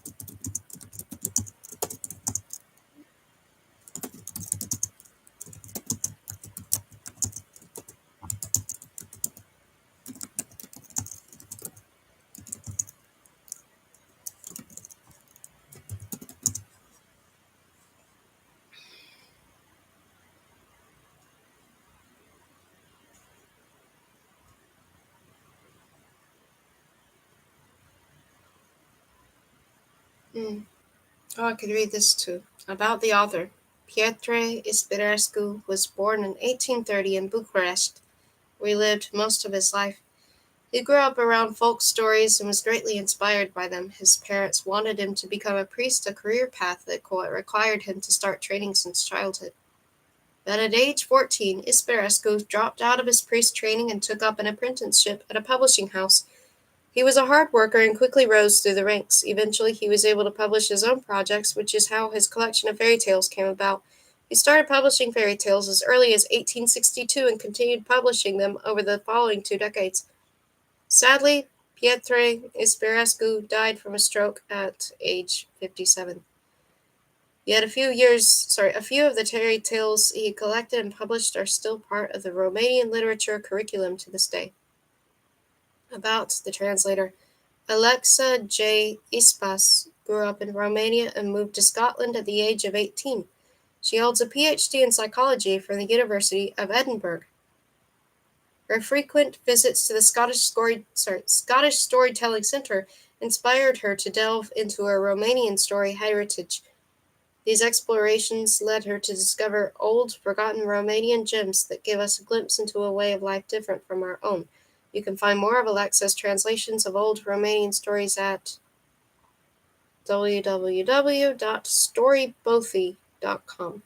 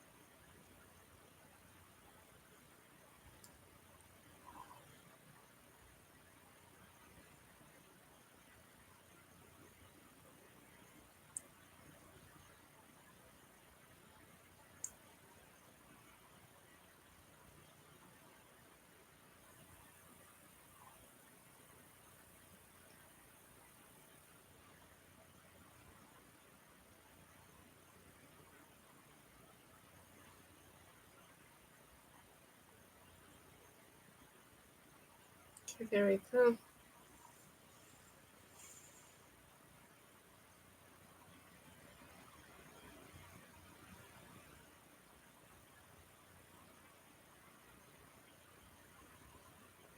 I actually got that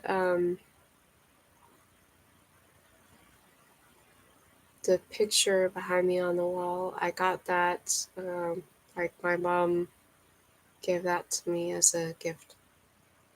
She found it somewhere unexpected. I'm so glad chat is working again. Like I was really worried about that. I think maybe it did help taking some time before like rushing to live stream again, like so that they have more of a chance to like look it over and see the stream again, like rewatch it or look at the other things or like check to see things. I think too it also helps. I'm wearing makeup right now. At least I hope it's going to help that I'm wearing makeup. And I put my hair up so you could tell that I'm wearing makeup. Can you see?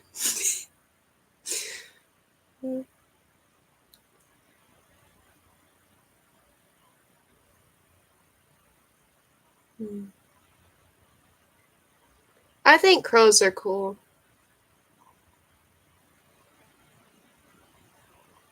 Multimask.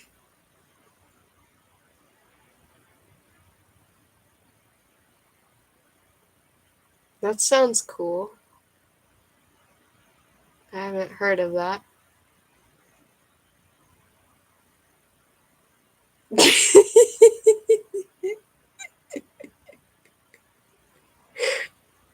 I'm just glad the chat is working.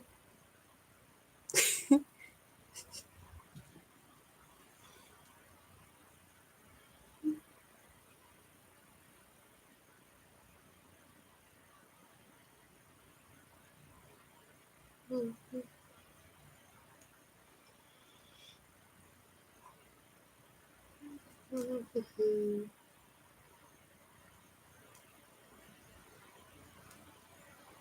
think maybe I go back to library, okay?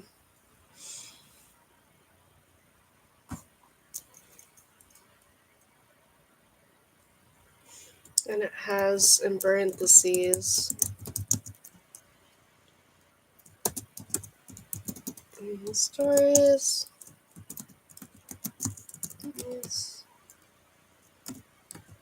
Ispirescu. There we go. And I have two others here which I've not read before.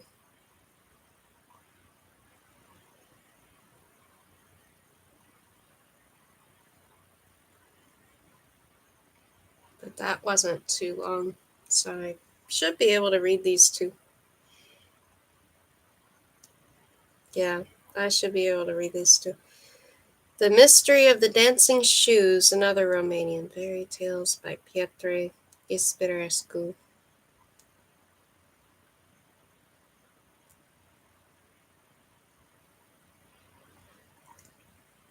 Introduction written by Alexa J. Ispirescu, translator. The book you are about to read contains 4 tales that were originally collected and published in Romania during the second half of the 19th century by Petre Ispirescu. I have translated these tales into English and adapted them for a contemporary audience. The headline tale, The Mystery of the Dancing Shoes, follows the story of a young man who falls in love with the youngest of the king's 12 daughters. But in order to, I wonder if it's like the 12 dancing princesses or if it's, anyway, I'll just keep reading. Follows the story of a young man who falls in love with the youngest of the king's 12 daughters. But in order to ask for his beloved's hand in marriage, the first has to figure out how the girls manage to escape their locked bedroom every night to go dancing.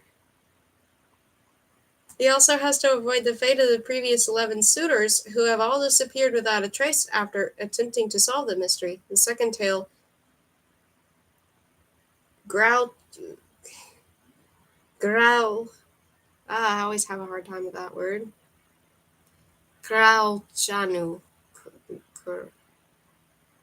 Grauchanu is a classic male hero quest. The sun and the moon have been stolen by the evil Zmei, fearsome human-like creatures with magical abilities that appear in many Romanian fairy tales. To defeat the Zmei, young hero Grauchanu will need not only his strength but also his cunning, with twists and turns happening until the very end. King Eliodor, the third tale, features a strong female heroine with powerful magical abilities. As punishment for trespassing on his evil neighbor's land, a young king must bring back the Green King's daughter, but his mission soon turns into a deadly game of hide-and-seek. Will his trio of magical helpers find a way to bring the young king's impossible mission to a good end? The fourth of the tales, The Magic Wolf, follows the story of the king's youngest son, as he attempts to catch a thief with the help of a shape-shifting wolf. But as the young man gets himself into trouble with the law, the wolf's magical powers may not be enough to overcome the mounting challenges that present themselves at every turn. If this is the first book you are reading in this series, please allow me a few moments to tell you a little bit about the background to these 4 stories. They are part of a larger collection of stories that were first published in the 19th century Romania, though they may have originated at even earlier time. Petre Ispirescu, the collector of these tales, was born in 1830 and had grown up among Romanian fairy tales and had taken up a job at a publishing house. His first published collection dates from 1862, and he continued publishing Romanian fairy tales until close to his death 2 decades later. A couple of the stories he collected and published are part of the literature curriculum in Romanian schools, which is how I first came across them, yet many of them are unknown to most Romanian people. They had certainly been unknown to me until I accidentally stumbled upon Ileana Samțiana a while ago, many years after having moved from my native Romania to start a new life in the UK. I retitled that story, The Girl Who Would Be King. and you can find it as the first story in a book by the same name that is part of this series. I was so surprised and amazed by that story, a transgender fairy tale dating from at least the 19th century Romania, that I made my way through Petre Ispirescu's entire collection. I love the stories in that collection so much that I decided to translate and adapt them for an English-speaking contemporary audience and publish them as a series of short, easy-to-read books. In doing so, I did my best to stay true to the narrative heart of each story, yet filter out elements of racial discrimination and other such aspects that do not sit well with my 21st century values. I have also taken creative license with many of the titles as well as with the sentence structure and length. Following each tale, I have included a translator's note in which I summarize the changes I have made for any readers who would like to know more about how my translated and adapted version differs from the original. I have also used that section to add short pieces of personal commentary focused on various aspects of the story, as well as to point readers to the related articles or other relevant resources that may be of interest. This type of direct message from the translator to the reader is rather unusual in translated works, but I hope that readers will enjoy the transparency and added insight these sections provide. As such, the books in the Romanian story series also represent an experiment in the art of putting together a translated version of a piece of work. If you enjoy these stories, you can find more at www.storybothy.com. The Mystery of the Dancing Shoes. There was once a poor young orphan lad who worked as a servant to make ends meet. He was so clever and skilled that all the village boys were envious of him. They kept making fun of him so he would feel bad about himself and seek out their company, but he didn't care about their chatter and was minding his own business. When they would gather up in the evenings to gossip, he pretended he didn't understand their jokes. His masters, on the other hand, were very happy with him. He was also favored by the village girls, who would nudge each other and look at him from underneath their eyebrows whenever they saw him, and they indeed had something to look at. He was handsome, with dark locks fluttering in the wind and framing his cheeks white as snow. His little mustache was barely sprouting, as if it was a shadow on his upper lip. And the eyes? His eyes were breaking all the girls' hearts. When he was taking the cows to pasture, the girls kept trying to chat him up. They had nicknamed him the Prince Charming of the village, but he ignored them and pretended he didn't understand what they wanted. In addition to being good-looking, everything he laid his hands on came out well. The cows he was taking to pasture were healthier than those that were looked after by the other servants. They gave more milk than other cows because he took them places where grasses tasted better and gave more nourishment. Wherever he walked, you could tell because even the grass was rejoicing. It turns out that he had been born at a good moment, and it had been prophesied that he had a bright future ahead of him. But he had no inkling about this and didn't know what his future held. Instead, he was humble and kept minding his own business. He didn't take issue with anyone's words or interfere with other people's belongings. And for this very thing, the other lads and servants were envious of him. One spring day, tired from having walked all over the place with the cows, he lay under the shadow of a large tree and went to sleep. He had already chosen that spot for such an eventuality. The tree under which he slept was located in a valley decorated with all sorts of little flowers, all in bloom. Somewhat further along there was a little stream which originated from the sides of a small hill. The stream was meandering through bushes and other weeds through which it had carved its path, and the gurgling of the water seemed to invite you to sleep. The tree under which he had fallen asleep was so tall and majestic it seemed to touch the sky. Little birds were nuzzling one another and building nests through its branches. Listening to their song would be enough to light the fire of love in anyone's heart. As soon as he put his head down in that spot, he fell asleep. He dreamt that he saw a beautiful fairy who told him to go to the court of the local king and seek his fortune. When he woke up, he wondered about the meaning of that dream. He wrestled with his thoughts all day long, but couldn't find any clarity. He didn't know that the star under which he had been born had come to serve him. The next day, while taking the cows to pasture, he made a detour by the tree under which he had slept the day before. He once again fell asleep by its root and dreamt the same dream. He was even more confused than the first time and spent the rest of the day wrestling with his own thoughts.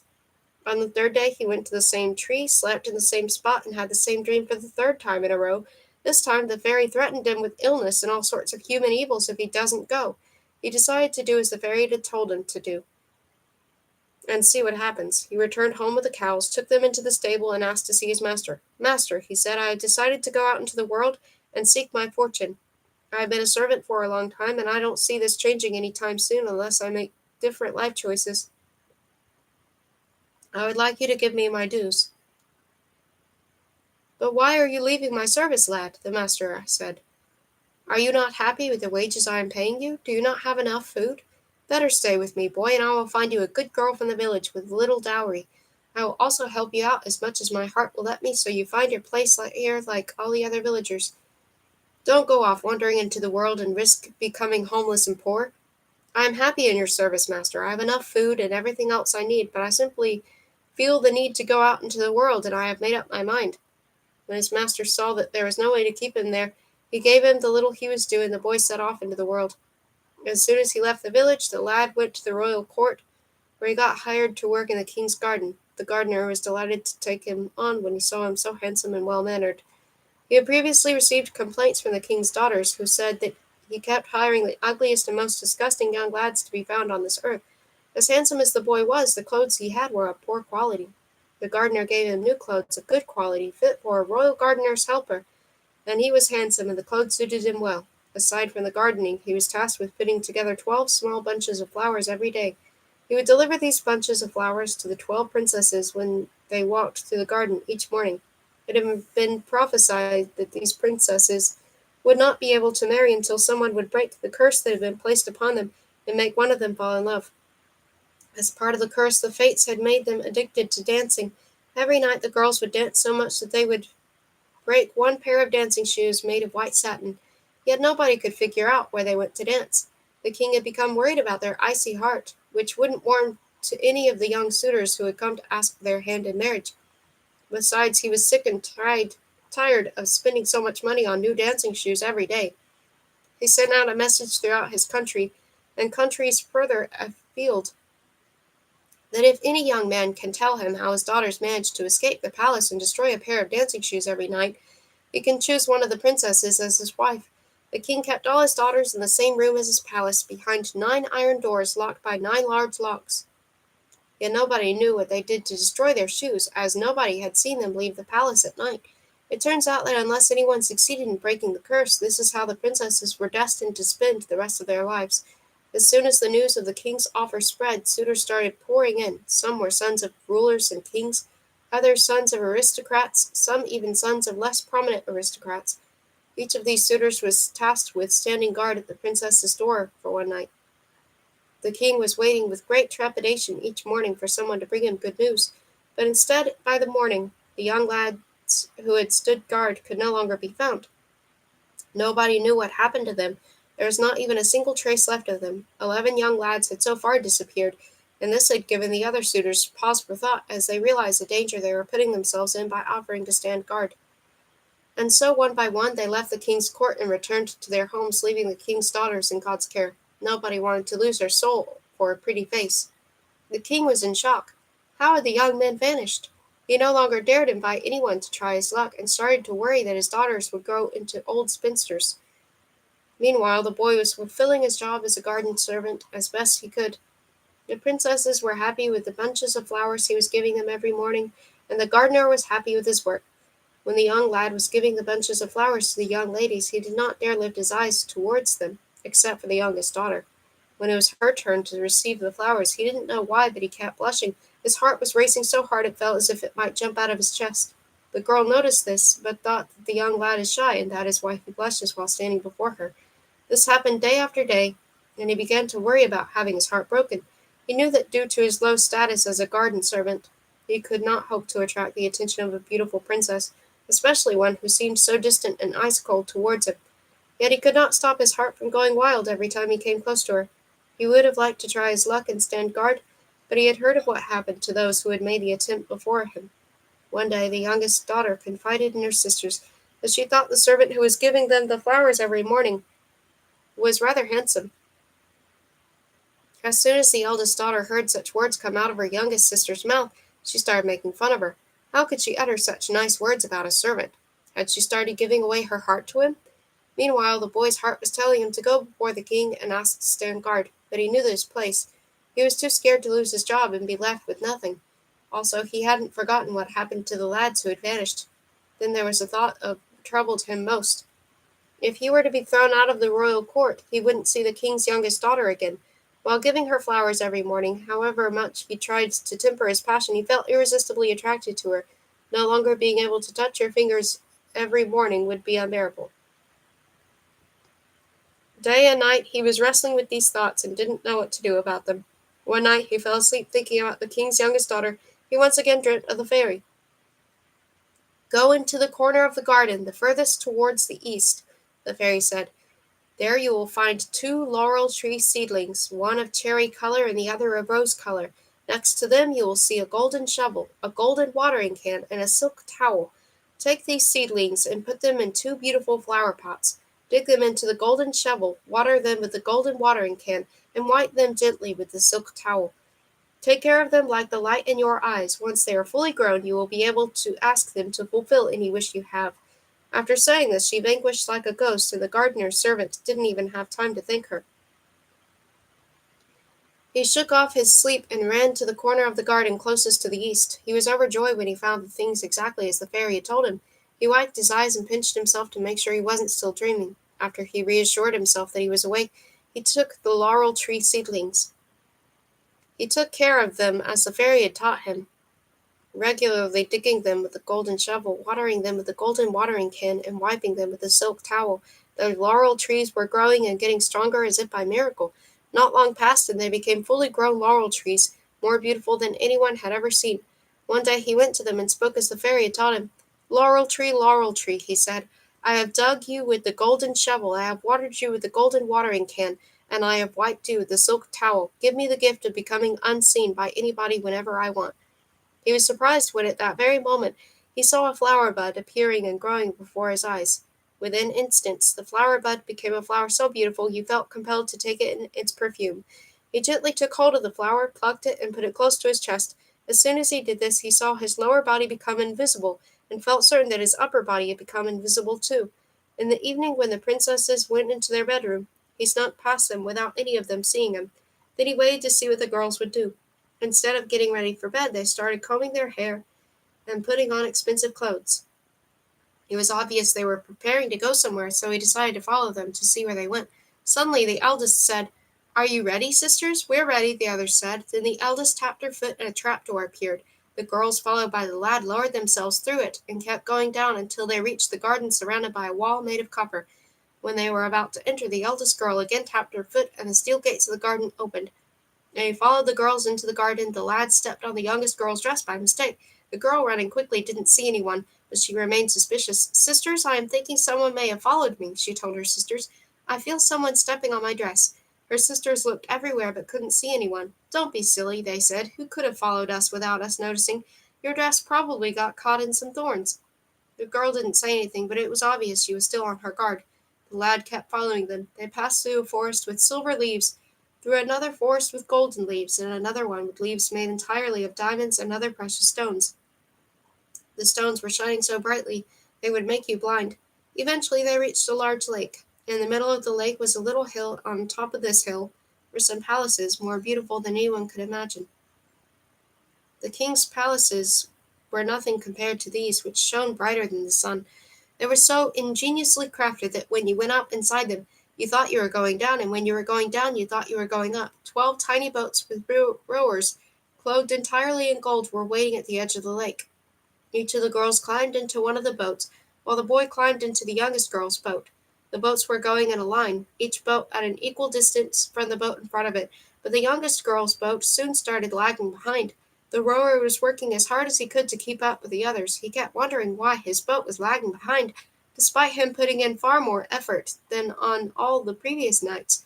As soon as they reached the other side of the pond, music started playing in the distance. It was the kind of music that made you want to dance and immerse yourself in its rhythm.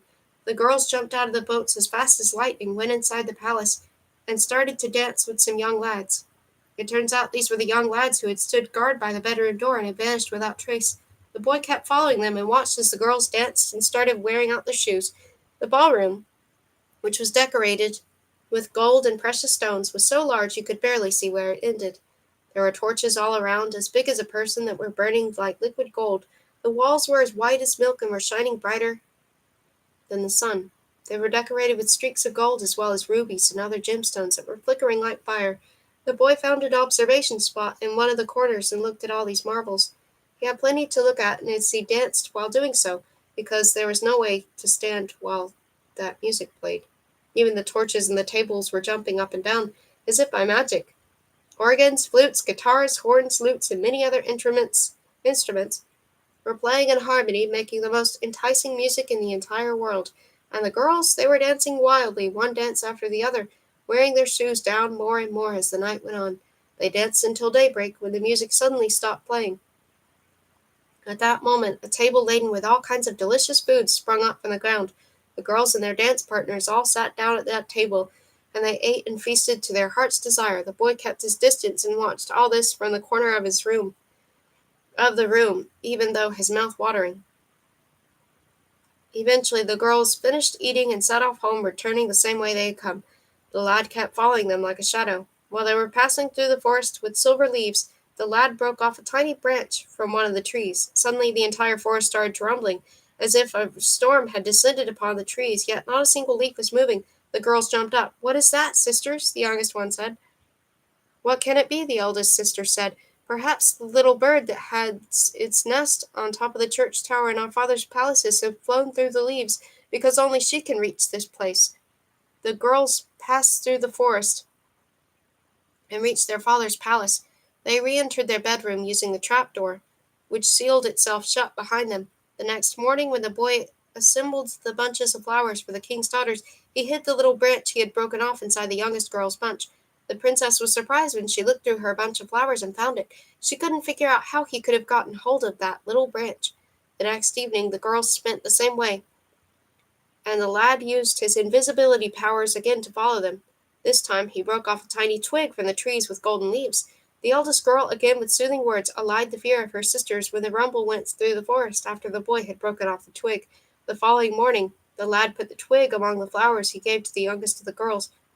When the girl received her bunch of flowers and found the twig hidden among them, she felt a burning iron go through her heart. She looked out for the right opportunity, and when it came, she went into the garden and pretended to go for a walk. She found the boy upon turning a corner and took him aside where they could not be seen. "Where did you get that twig you put into my bunch of flowers?" she asked him. "A place your highness knows all too well." "So you have followed us and know where we are going at night?" "Something like that." "How did you manage not to be seen by any of us?" "I hid." "Take a bag of cold coins, and don't breathe a word about our nightly adventures. I am not selling my silence, your highness. If I hear you have as much as dropped one word about it, I will order to have your head cut off." Even though she uttered these harsh words, her heart was in another mood altogether. It seemed to her that his young man was getting more handsome by the day. The third night, when he followed them, he broke off a twig from the trees with diamond leaves. Again the forest rumbled, and the eldest sister once again dismissed the incident as insignificant. The youngest of the girls, however, without knowing why, felt a hidden joy creeping into her heart. The next day, when she found the diamond twig in her bunch of flowers, she looked at the boy from underneath her eyelashes, and thought that he looked more handsome than the sons of rulers and kings. The young man snuck a peek in her direction as well, and as their eyes met, he saw her lose her icy cold look for a moment. He pretended he didn't understand what was happening and went about his business. Yet the eldest of the girls caught them talking and started making fun of her younger sister. The youngest girl did not say anything and swallowed her shame. She couldn't understand how the young man had managed to discover their secret, and she started to think that this lad had some sort of magic powers. He seemed to know things even wizards didn't know. And then his majestic stance, his handsome and kind face, did not fit his low status as a servant. On top of being handsome, he had a sort of come-hither look about him that attracted her. After the girls finished their walk through the garden, the youngest of the girls told them that the garden servant knew everything they did at night. The girls drew up a plan to make him lose his heart and his senses, as they had done with the other young lads. But the lad guessed they were about to talk about him, so he used his invisibility powers to sneak in behind them and listen to their plans. Once he heard everything he needed to know, he went to his laurel trees and said to the rose-colored one, Laurel tree, I have dug you with a golden shovel, have watered you with a golden watering can, and dried you with a silk towel. Give me as much learning and money as a king's son." As before, a flower bud sprouted, grew, and a wonderful flower blossomed right before his eyes.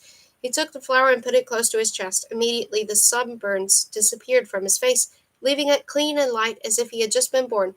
He also felt something going on in his brain, something he couldn't understand, but he noticed he had started thinking differently from before. His mind had become sharper. And he also noticed that his clothes had completely transformed.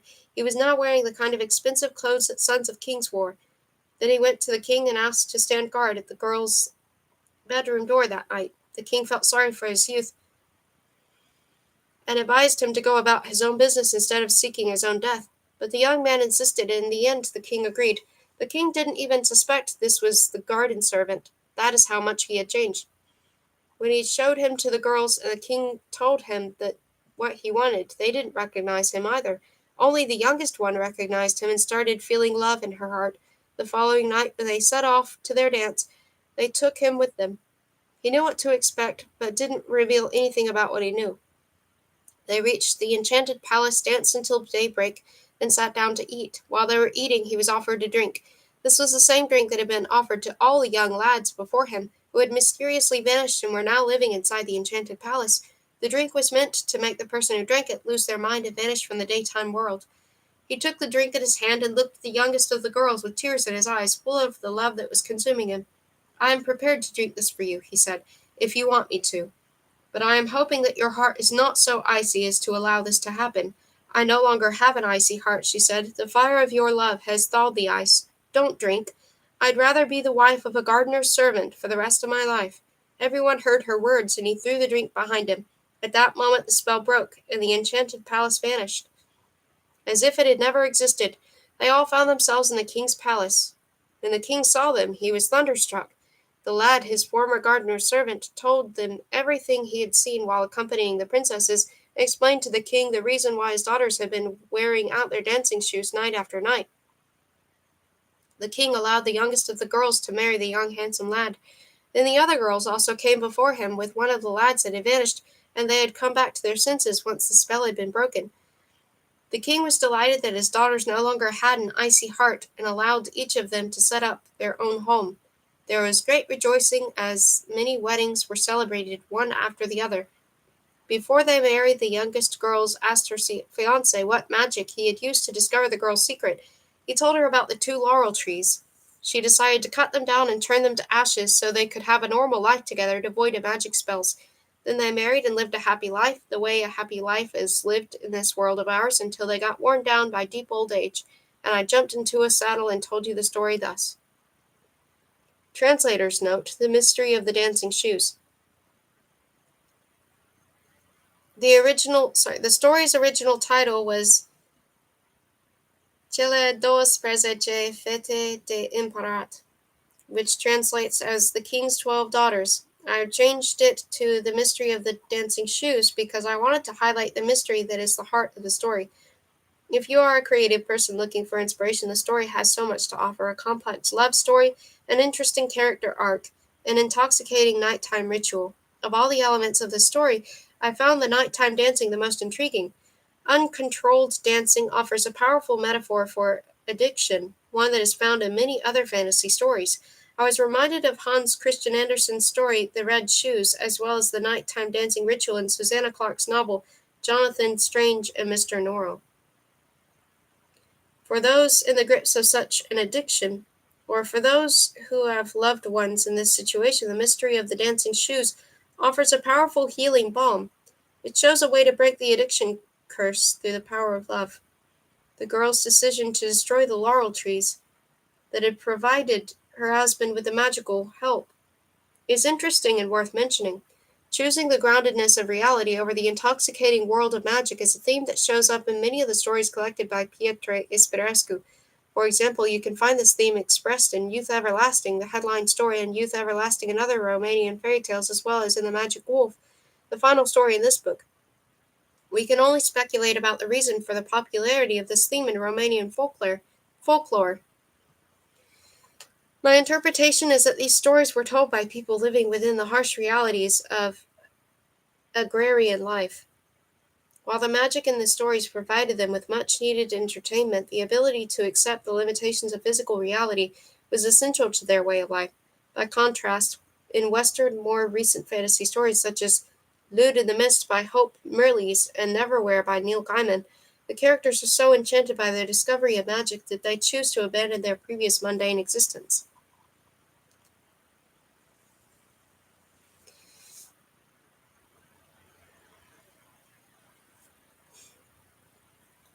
Grauchanu. Once upon a time there was a king who was very upset because some Zmei, fearsome human-like creatures with magic powers, had stolen the sun and the moon from the sky. He therefore sent messengers through all corners of his kingdom to let everyone know that whichever hero will succeed in taking the sun and moon back from the Zmei, that hero will receive half his kingdom and be allowed to marry his daughter.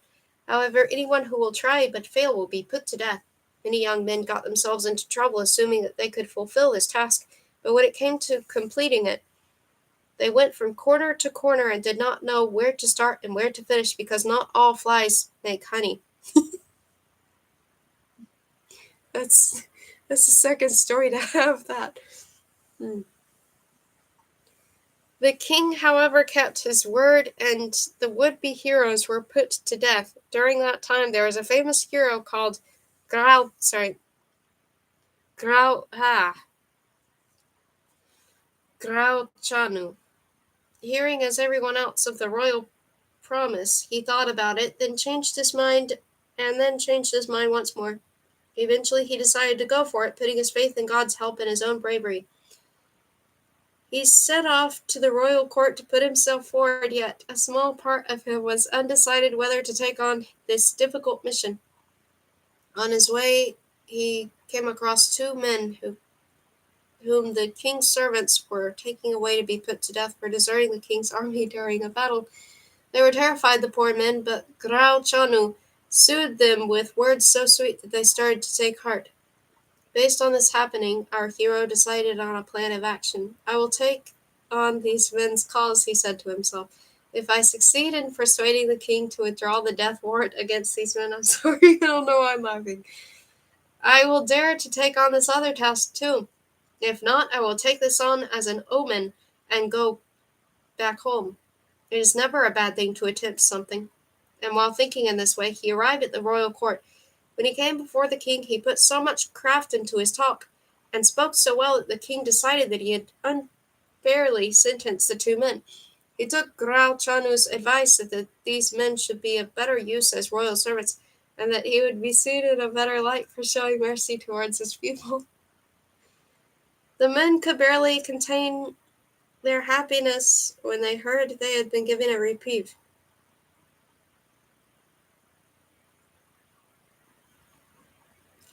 They thanked Grau Chanu from the bottom of their hearts and promised that for the rest of their lives they will pray for his continued success.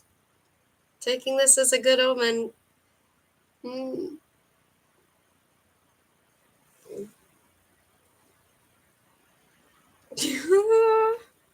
sorry.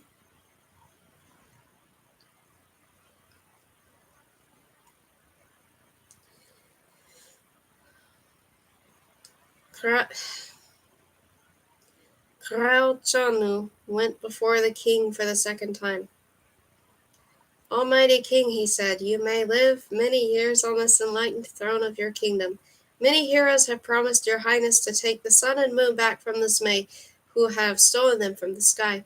I know these heroes have been put to death because they have not been able to fulfill this promise they have made towards your highness. I too, Almighty King, would like to go in search of the thieving Zmei and try my luck. Maybe God might enable me to punish those cursed Zmei for their thoughtless daring, but I ask that you be merciful and helpful towards me. Sorry. My dear Grau, my dear Grau Chonu, the king said, I cannot change what I have previously decided because I hope to be fair. My commands will be the same for my entire kingdom. Sorry. For my entire kingdom. For me, favoritism is unlawful. Saying the king's determination in the various of his words.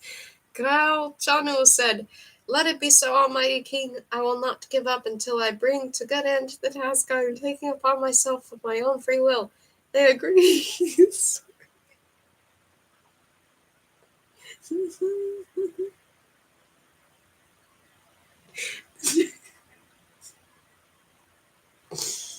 agreed and growled. I feel like I'm going to be stumbling over this name every time.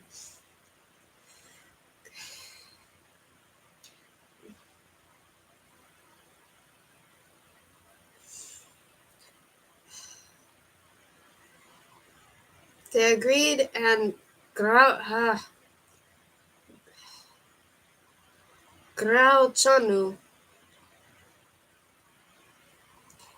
made all the preparations needed so he would come out of this endeavor safe and sound. He took his brother with him, and they went, and kept going until they reached the goldsmith of the earth's dwelling. The goldsmith of the earth was Grau...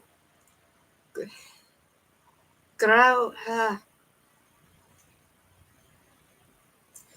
Grauchanu's blood brother. He was the most skilled goldsmith across the entire earth, in addition to having magic powers.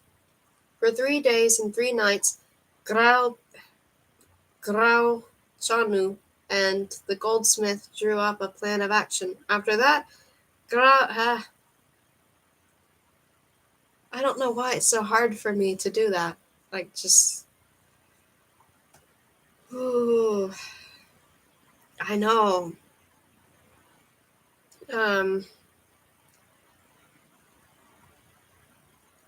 Grau...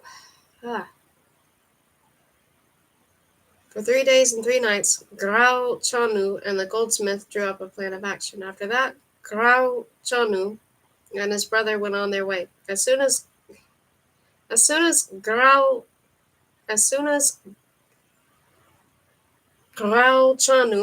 the goldsmith, began making the face of Grauchanu out of metal. Then he asked his apprentices to keep it in the fire continuously day and night. Meanwhile, Grauchanu and his brother walked a long way and even longer until they reached a crossroads. Here they stopped, sat on the grass, and had a picnic using their food leftovers. They decided to each take one of the 2 paths stretching out before them to maximize their chances of finding the Zmei. Before going their separate ways, they tore a headscarf in 2, each taking 1 half. As long as the headscarf will look worn along the edges, they said, there is hope to meet one another safe and sound. But if the headscarf gets torn in the middle, the other one has died. They also stuck a knife in the ground and said, the one who is first to return to this spot and finds the knife rusted shouldn't spend time waiting for the other because he has died. Then they parted after hugging and crying like babies. Grauchanu went towards the right and his brother went towards the left. Grauchanu's brother walked for a long time without finding anything. He therefore returned to the spot where they had parted, and finding the knife in good condition, he started waiting for his brother. Meanwhile,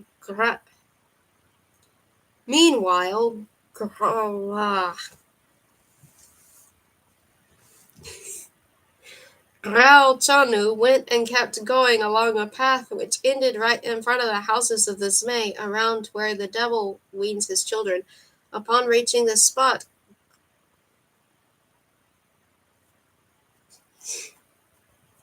Grauchanu did 3 somersaults and turned into a pigeon as the goldsmith of the earth had taught him to do. As a pigeon, Grauchanu flew up to a tree branch where he was right in front of the houses of the Zmei. Upon seeing the pigeon, the eldest daughter came out into the yard to take a closer look. She called out to her mother and younger sister to come and see the miracle, because birds did not fly as far as their dwelling place. That pigeon does not look like a good omen, the youngest daughter said. The eyes do not look like those of a bird, but rather they look like the eyes of Grauchanu the Golden. Our time may be drawing to a close. From here on, may God have mercy on us. It seems the Zmei had already heard of Grauchanu's bravery. Then the 3 Zmei women went back inside and started devising a plan of defense.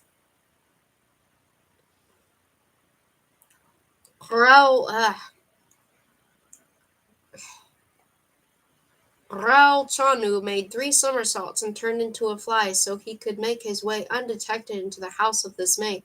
There he hid into the crack of one of the beams that were holding up the roof and listened to their plans. After he heard everything they said, he left the house, transformed back into a human, and set off towards the green forest. Along the way, he hid underneath a bridge.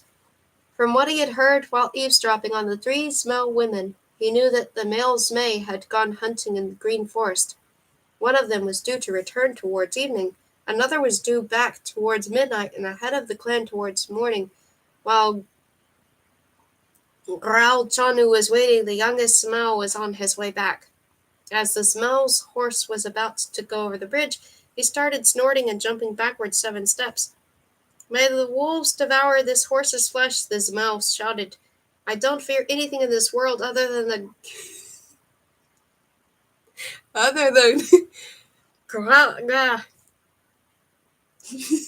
sorry. Other than Graal Chanu the Golden.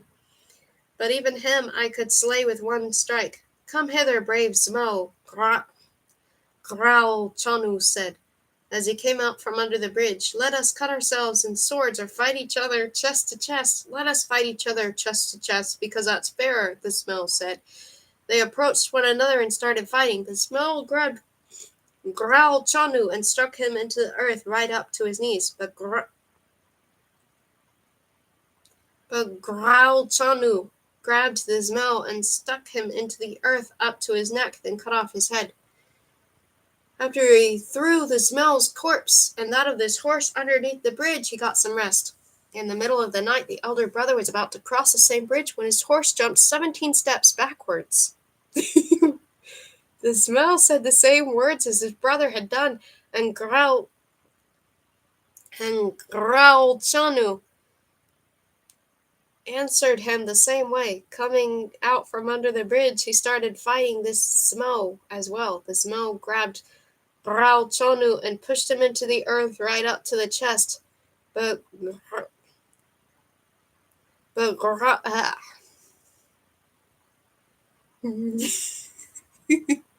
oh gosh.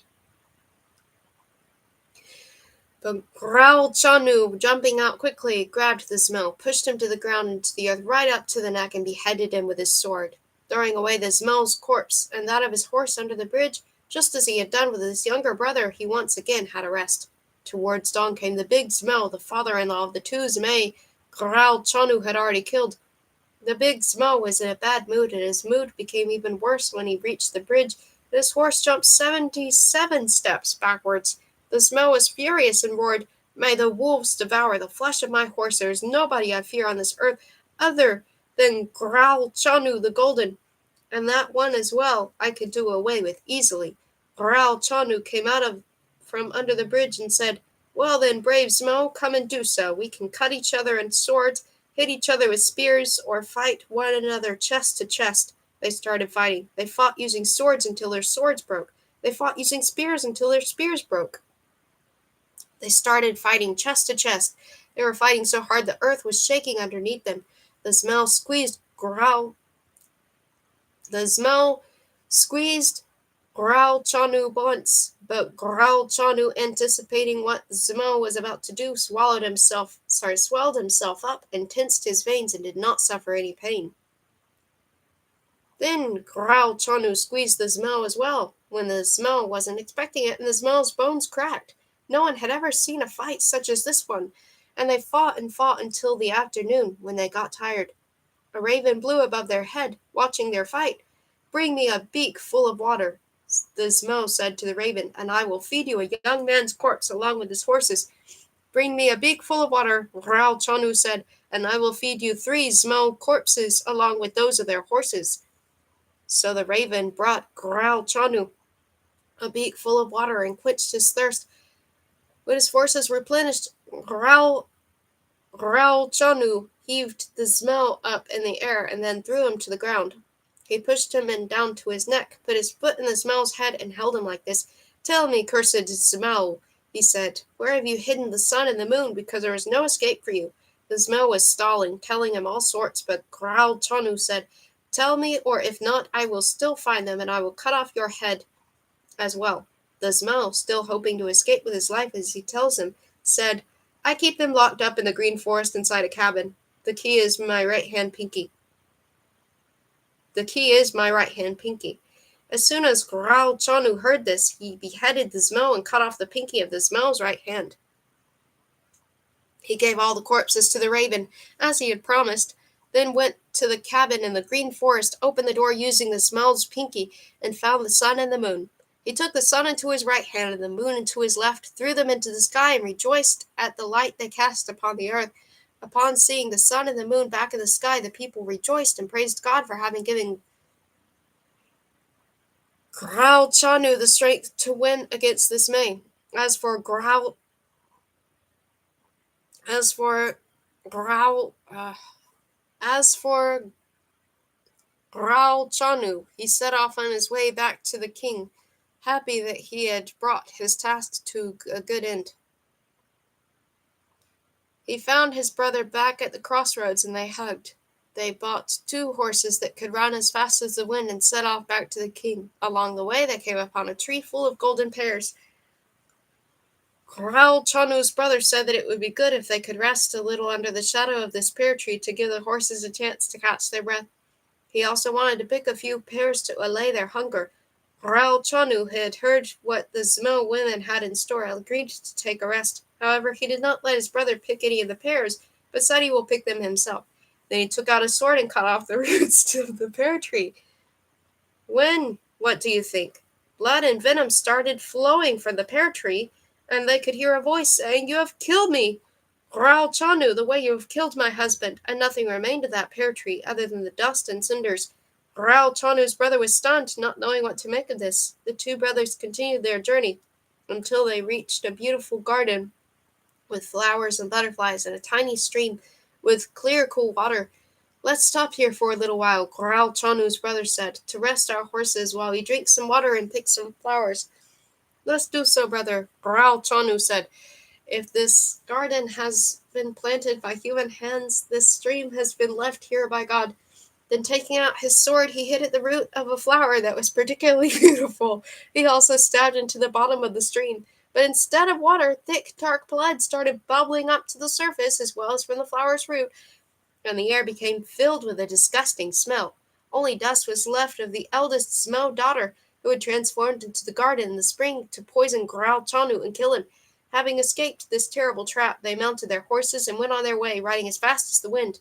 Then, what do you think?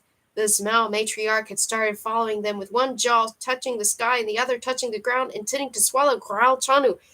And she had reason to be furious because he had killed her entire family. "Look behind you, brother," Growl Chanu said, "and tell me what you see." "I see a cloud coming after us like a tornado," his brother said. They spurred on their horses, and Growl Chanu once again asked his brother to look behind him.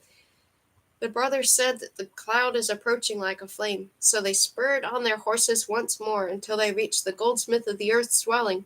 There, as soon as they dismounted, they locked themselves in the smithy, where the old Zmo woman could not enter. If she had reached them, she would have annihilated them. Not even a little bone would have remained. Now, however, she could not do anything against them, so she turned to trickery. She asked Growl Chanu to make a hole in the wall so she could at least see his face. Growl Chanu pretended to take pity on her and made a hole in the wall, but the goldsmith of the earth was waiting with the metal cast he had made of Growl Chanu's face, which had been burning in the fire for so long that sparks were flying from it.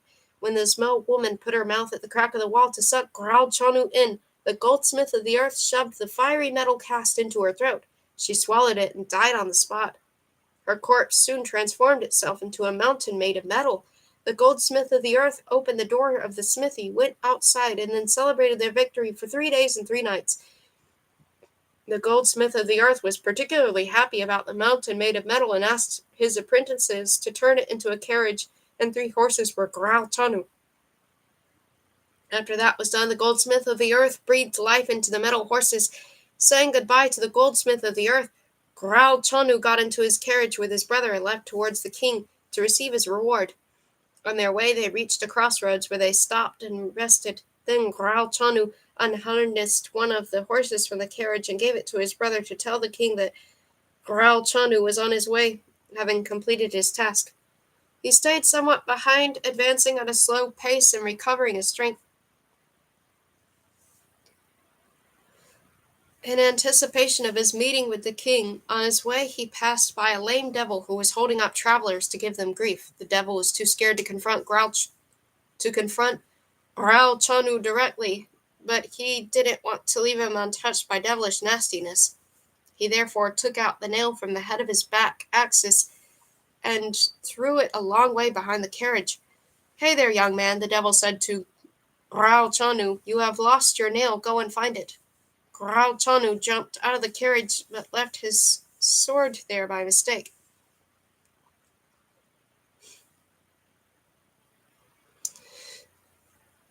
And while he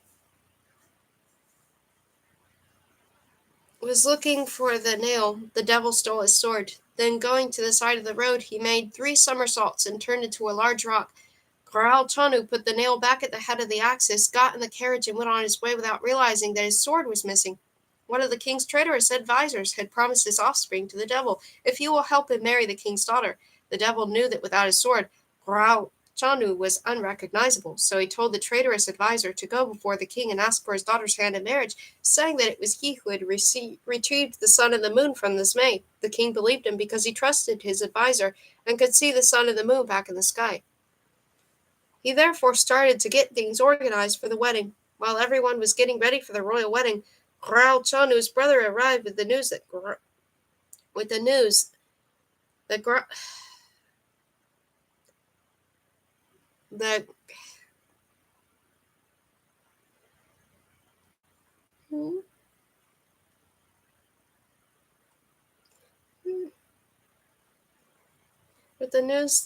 Raoul Chanu was on his way. The adviser, as soon as he heard, went to the king and said that the new arrival is a fraud and must be put behind bars. The king listened to him, and Raoul Chanu's brother was put into prison. Then the adviser spent from dawn till dusk every day hurrying everyone so the wedding could take place quicker. He thought that once he gets married to the king's daughter, the matter will be over, and Raoul Chanu's arrival will not change things. The king, however, did not like his adviser's attempt to rush things and was stalling the preparations. Not long passed, and Raoul Chanu arrived and went before the king, saying he had completed the task. But as he did not have his sword, the king did not recognize him. That's when Raoul Chanu realized that his sword was missing. He remembered that he only saw the rock by the side of the road after he had found the nail and was returning to the carriage with it, and understood that he had been tricked. "Enlightened king," he said, "everyone speaks of your fairness. Please let me have some justice. You have waited a long time for this wedding to take place. Please wait only for a little while longer, and you will see the truth reveal itself before your eyes." The king agreed to wait until Raoul Chanu returns, having started to wonder whether his adviser had been telling the truth. Raoul Chanu got back in his carriage and returned on his way until he reached the rock by the side of the road where the devil had taken out the nail from his carriage. "Unworthy creature," he said, "give me the sword you have stolen from me, because if not, I will turn you to dust." The rock did not budge. Raoul Chanu made 3 somersaults and turned himself into a mace made entirely of lead. He started hitting the rock so hard the earth was shaking. Every time he would hit, a piece would fly out of the rock, and he kept hitting until he smashed the rock's top to pieces. Then suddenly the rock started shaking and asking for forgiveness. Yet the mace only started hitting harder, and it kept hitting until the rock turned to dust. When nothing remained of the rock, Raoul Chanu searched among the dust and found his sword. He took it, and without resting a single moment, he returned before the king. "I am ready, almighty king," he said, "to show whoever is asking what Raoul Chanu can do. Let that shameless adviser come who had tried to deceive you." The king called for the adviser to be brought in. The latter, when he saw Raoul Chanu with his sword and his brow furrowed, started trembling and asking for forgiveness, revealing how the devil had tempted him into deceiving the king. After Raoul Chanu intervened on his behalf, the adviser received forgiveness from the king, but was ordered to leave the kingdom. Raoul Chanu's brother was released from prison, and the royal wedding was arranged, which was joyful and lasted 3 whole weeks. And I got into a saddle and told you the story thus. Translator's note. Raoul Chanu. In translating and adapting this story, I have made one change that is worth mentioning, which was to fix a glaring plot hole relating to Raoul Chanu's sword. In the original version, the devil gives the impostor the sword he had stolen from Raoul Chanu, which the impostor uses to persuade the king of his victory over this maid.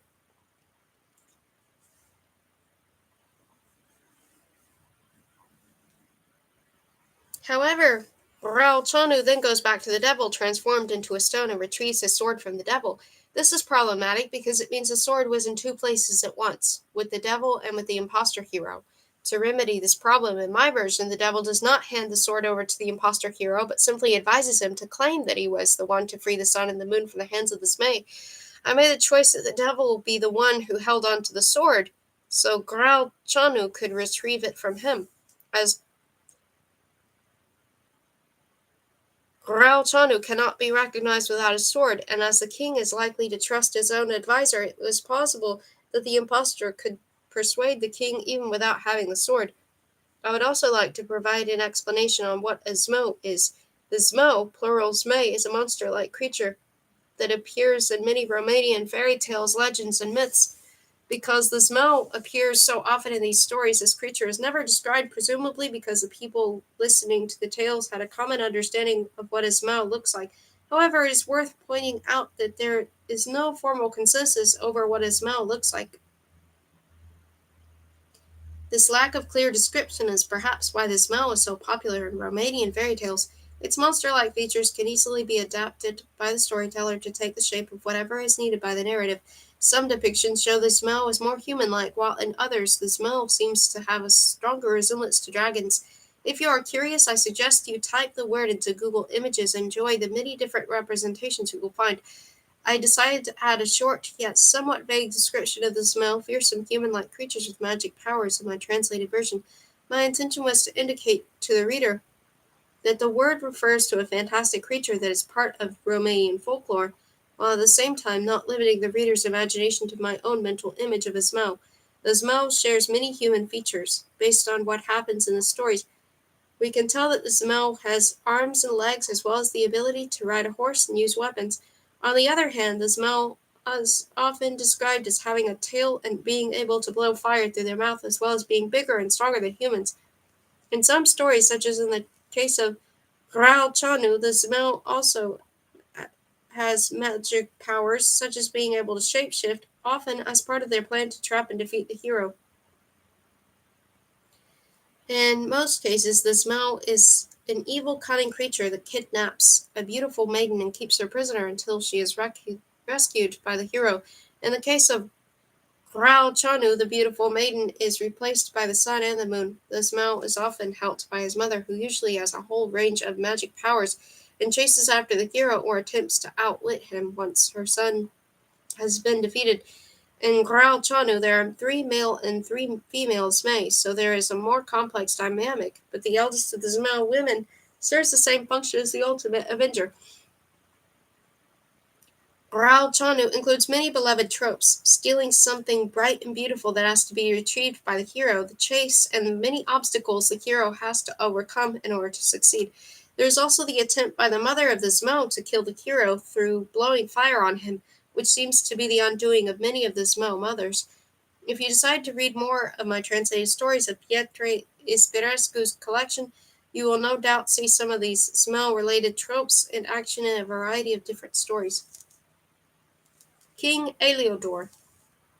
There was once upon a time a king who had reached old age and did not have an heir. He was longing to have a son of his own, but in vain. Eventually luck smiled upon him, and he had a charming little boy, one which you will see and not forget. The king called him Eliodor.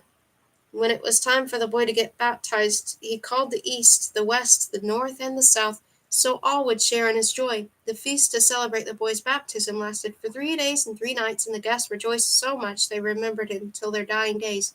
While growing up, the boy was becoming cleverer and more skilled by the day. Not long passed, and the king was close to death. "Daddy's dearest," he told his son just before dying, "I am about to take my last breath. I can see you will become a great man, and even dead, my bones will rejoice in their grave over your achievements. I don't have anything to teach you about taking over the reins of this kingdom, because with your skill I know you'll do well. One thing I will tell you, do not be tempted to hunt on that mountain over there. If you do, great sorrow will fall upon your head. That mountain is the property of half a man riding half a lame rose." I'll try to read that sentence again.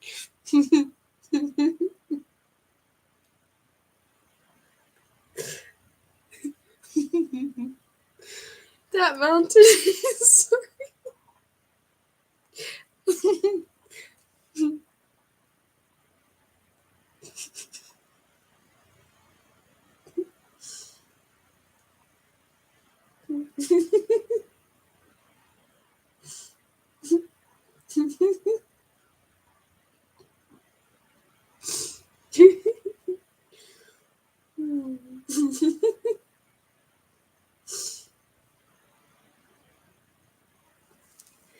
That mountain is the property of half a man riding half a lame rabbit.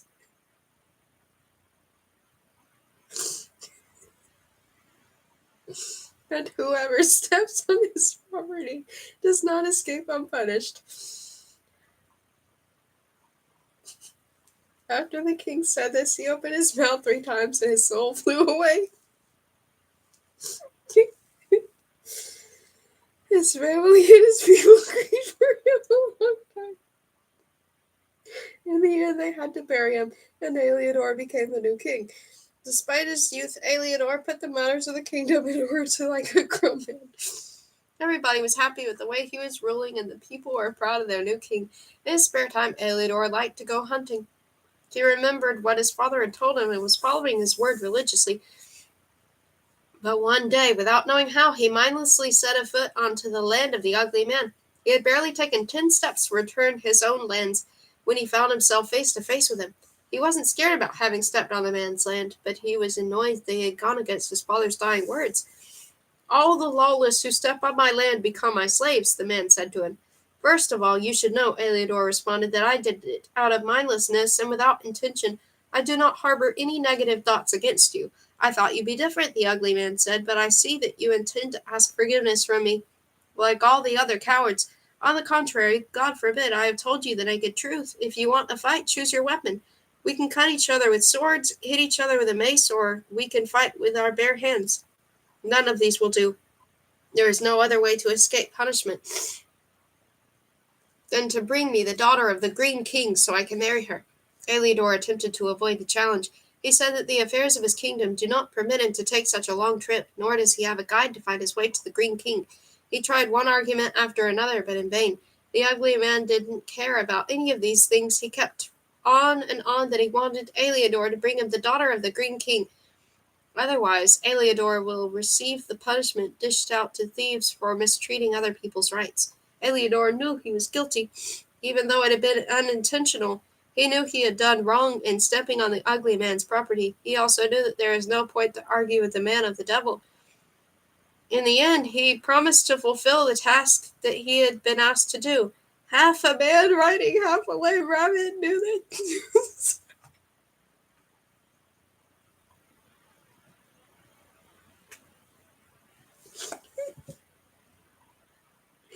I'll try that again.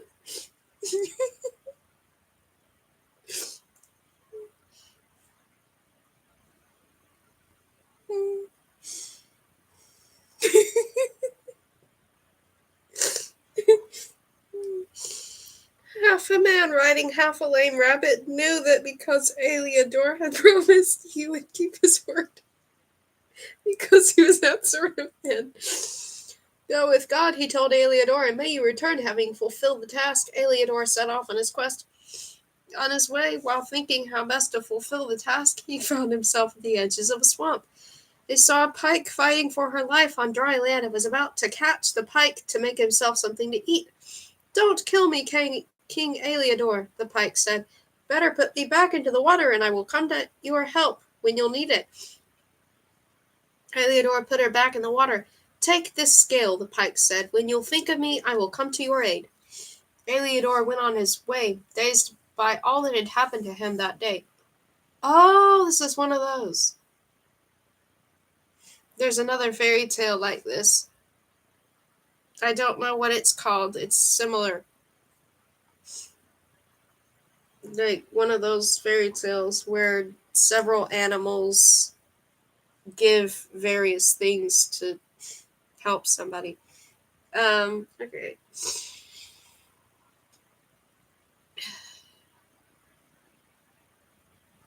Eleanor went on his way, dazed by all that had happened to him that day. Suddenly he came across a raven. that had a broken wing. Just when he was about to catch the raven for his dinner, the raven spoke. "Instead of burdening your soul with my death," the raven said, "better bandage up my wing, and I will do much good to you one day." Eleodor agreed and bandaged the raven's wing. When he was about to go, the raven said, "Take this feather, brave lad, and when you think of me, I will come to your aid." Eleodor took the feather and went on his way. He had just barely taken a few steps when he came across a gadfly. Just as he was preparing to crush it with his foot, the gadfly spoke. "Spare my life, King Eleodor," the gadfly said, "and I will save your life one day. Take this little bit of fluff from my wing, and when you think of me, I will come to your aid." Hearing the gadfly speak, Eleodor lifted his foot and took the gadfly's bit of fluff. After walking for I don't know how many days, he reached the palace of the Green King. Eleodor went to the gate and waited for someone to come and ask him what he was looking for. He waited for one day, then a second day. On the third day, the Green King called his servants and gave them a telling off to be remembered. "Why is it," he said, "that someone has been standing by the gate for 3 days? No one has gone to find out what he wants. Is this what I am paying you for?" The servants were floundering and did not know what to say. In the end, they opened the gate and brought Eleodor before the king. "What is it you want, young lad?" asked the king. "Great king," Eleodor answered, "I have been sent to ask for your daughter's hand in marriage." "Fine, my lad, but first we must make an agreement, because this is the custom in my kingdom. You are allowed to hide wherever you may want every day for 3 consecutive days. If my daughter finds you each time you hide, your head will be cut off and will be put on the stilt that has remained for 100 without a head. If you manage to remain hidden from her even once during these 3 days, you can take her from me with my blessing." "I trust that God will not let me die," Eleodor said. "We can give the stilt something other than a human head. I am happy to enter into this agreement. Is that so?" "It is." One moment. I've got to go. I'll be right back.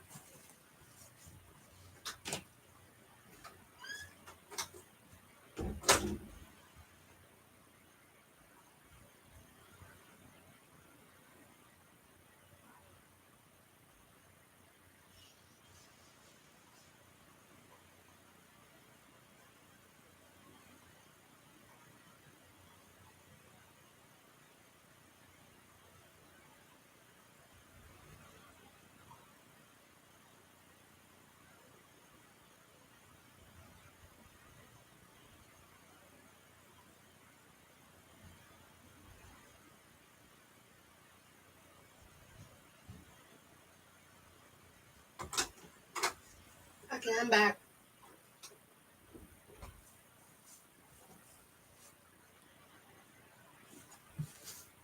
I didn't know where I placed it for a moment. Okay. Is that so? It is. They made the agreement legally binding. As soon as the agreement was made, Eleodor started thinking and rethinking how best to hide from the Green King's daughter. All while thinking and planning, he remembered the pike. He took out the scale, looked at it, and thought of its owner. Suddenly the pike was by his side. "What is it you want, King Eleodor?" The boy told the pike about his predicament and asked for help. "Don't worry, leave it to me," said the pike. She gave one swish of her tail and transformed Eleodor into a little fish, which she hid at the bottom of the sea among the other little fish. When the girl woke up, she looked through a magic looking-glass, which she had used to find all her suitors up until this point, but she could not see him. The girl was delighted to finally come across a young man who was presenting her with a challenge.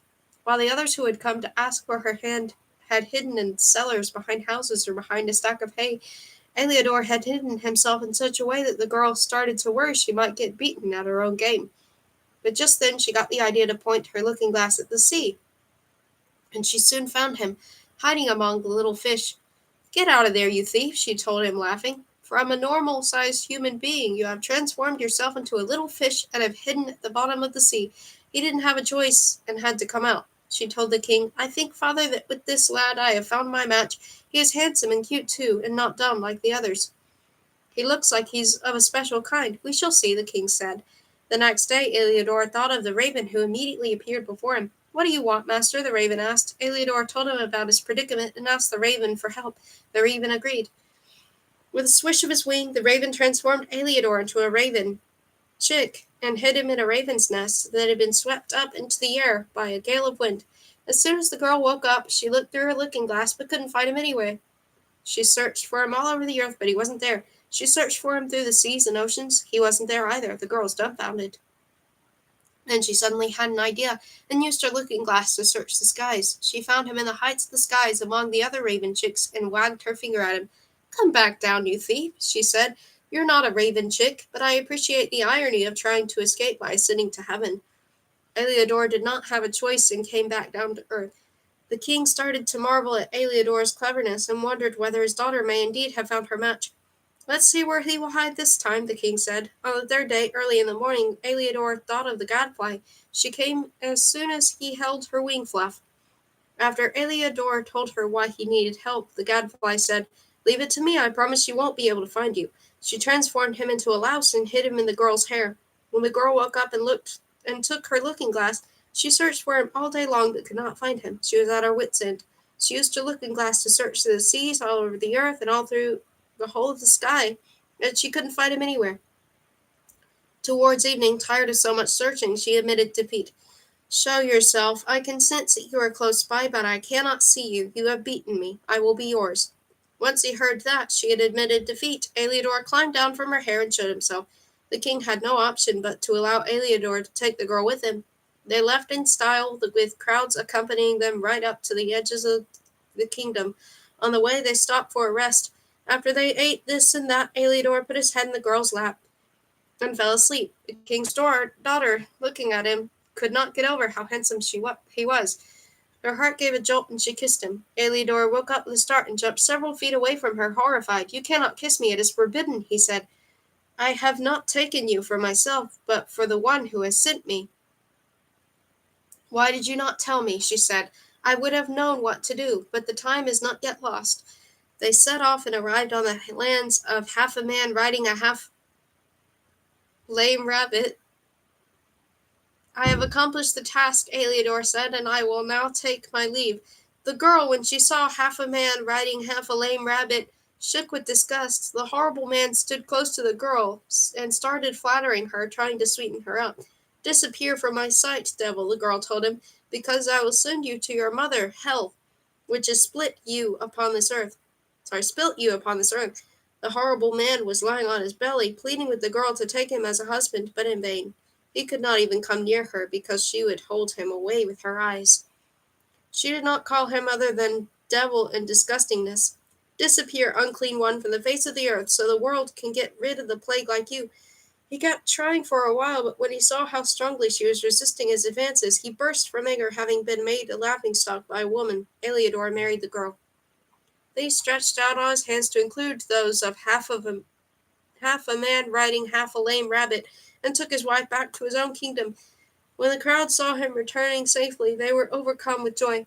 They were also delighted when they met his wife, who was so beautiful that she made even the stars smile.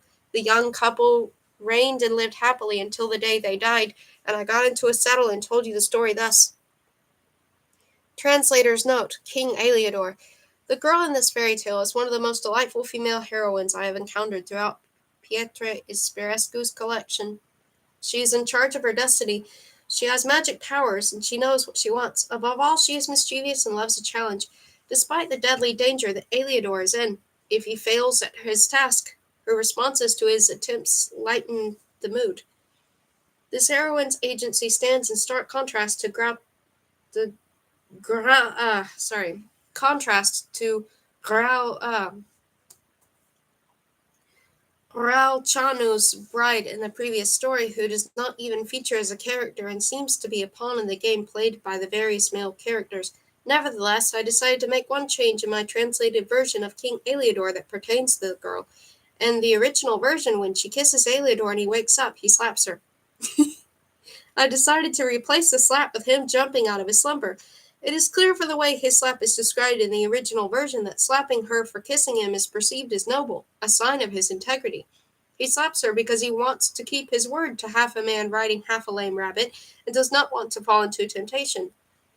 However, from our 21st century perspective, slapping a woman is a horrifying act of violence and would not provide the foundation for a blossoming romance. Interestingly, given the Carol's character, it is unlikely that such an emancipated and strong woman would have tolerated being slapped, regardless of reasons. As such, I feel the change I have made is more in keeping with her character and therefore is an improvement on the original version of the story.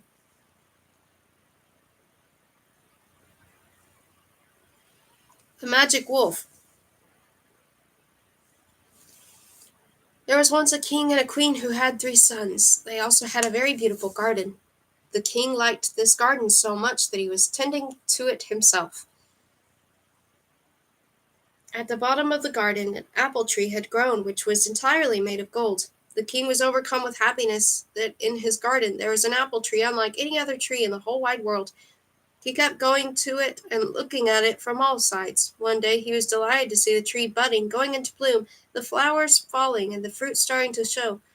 Then towards the evening the fruit started ripening. The king was smiling from ear to ear. He was salivating at the thought that the next day he would be able to have at his table golden apples, something hitherto unheard of.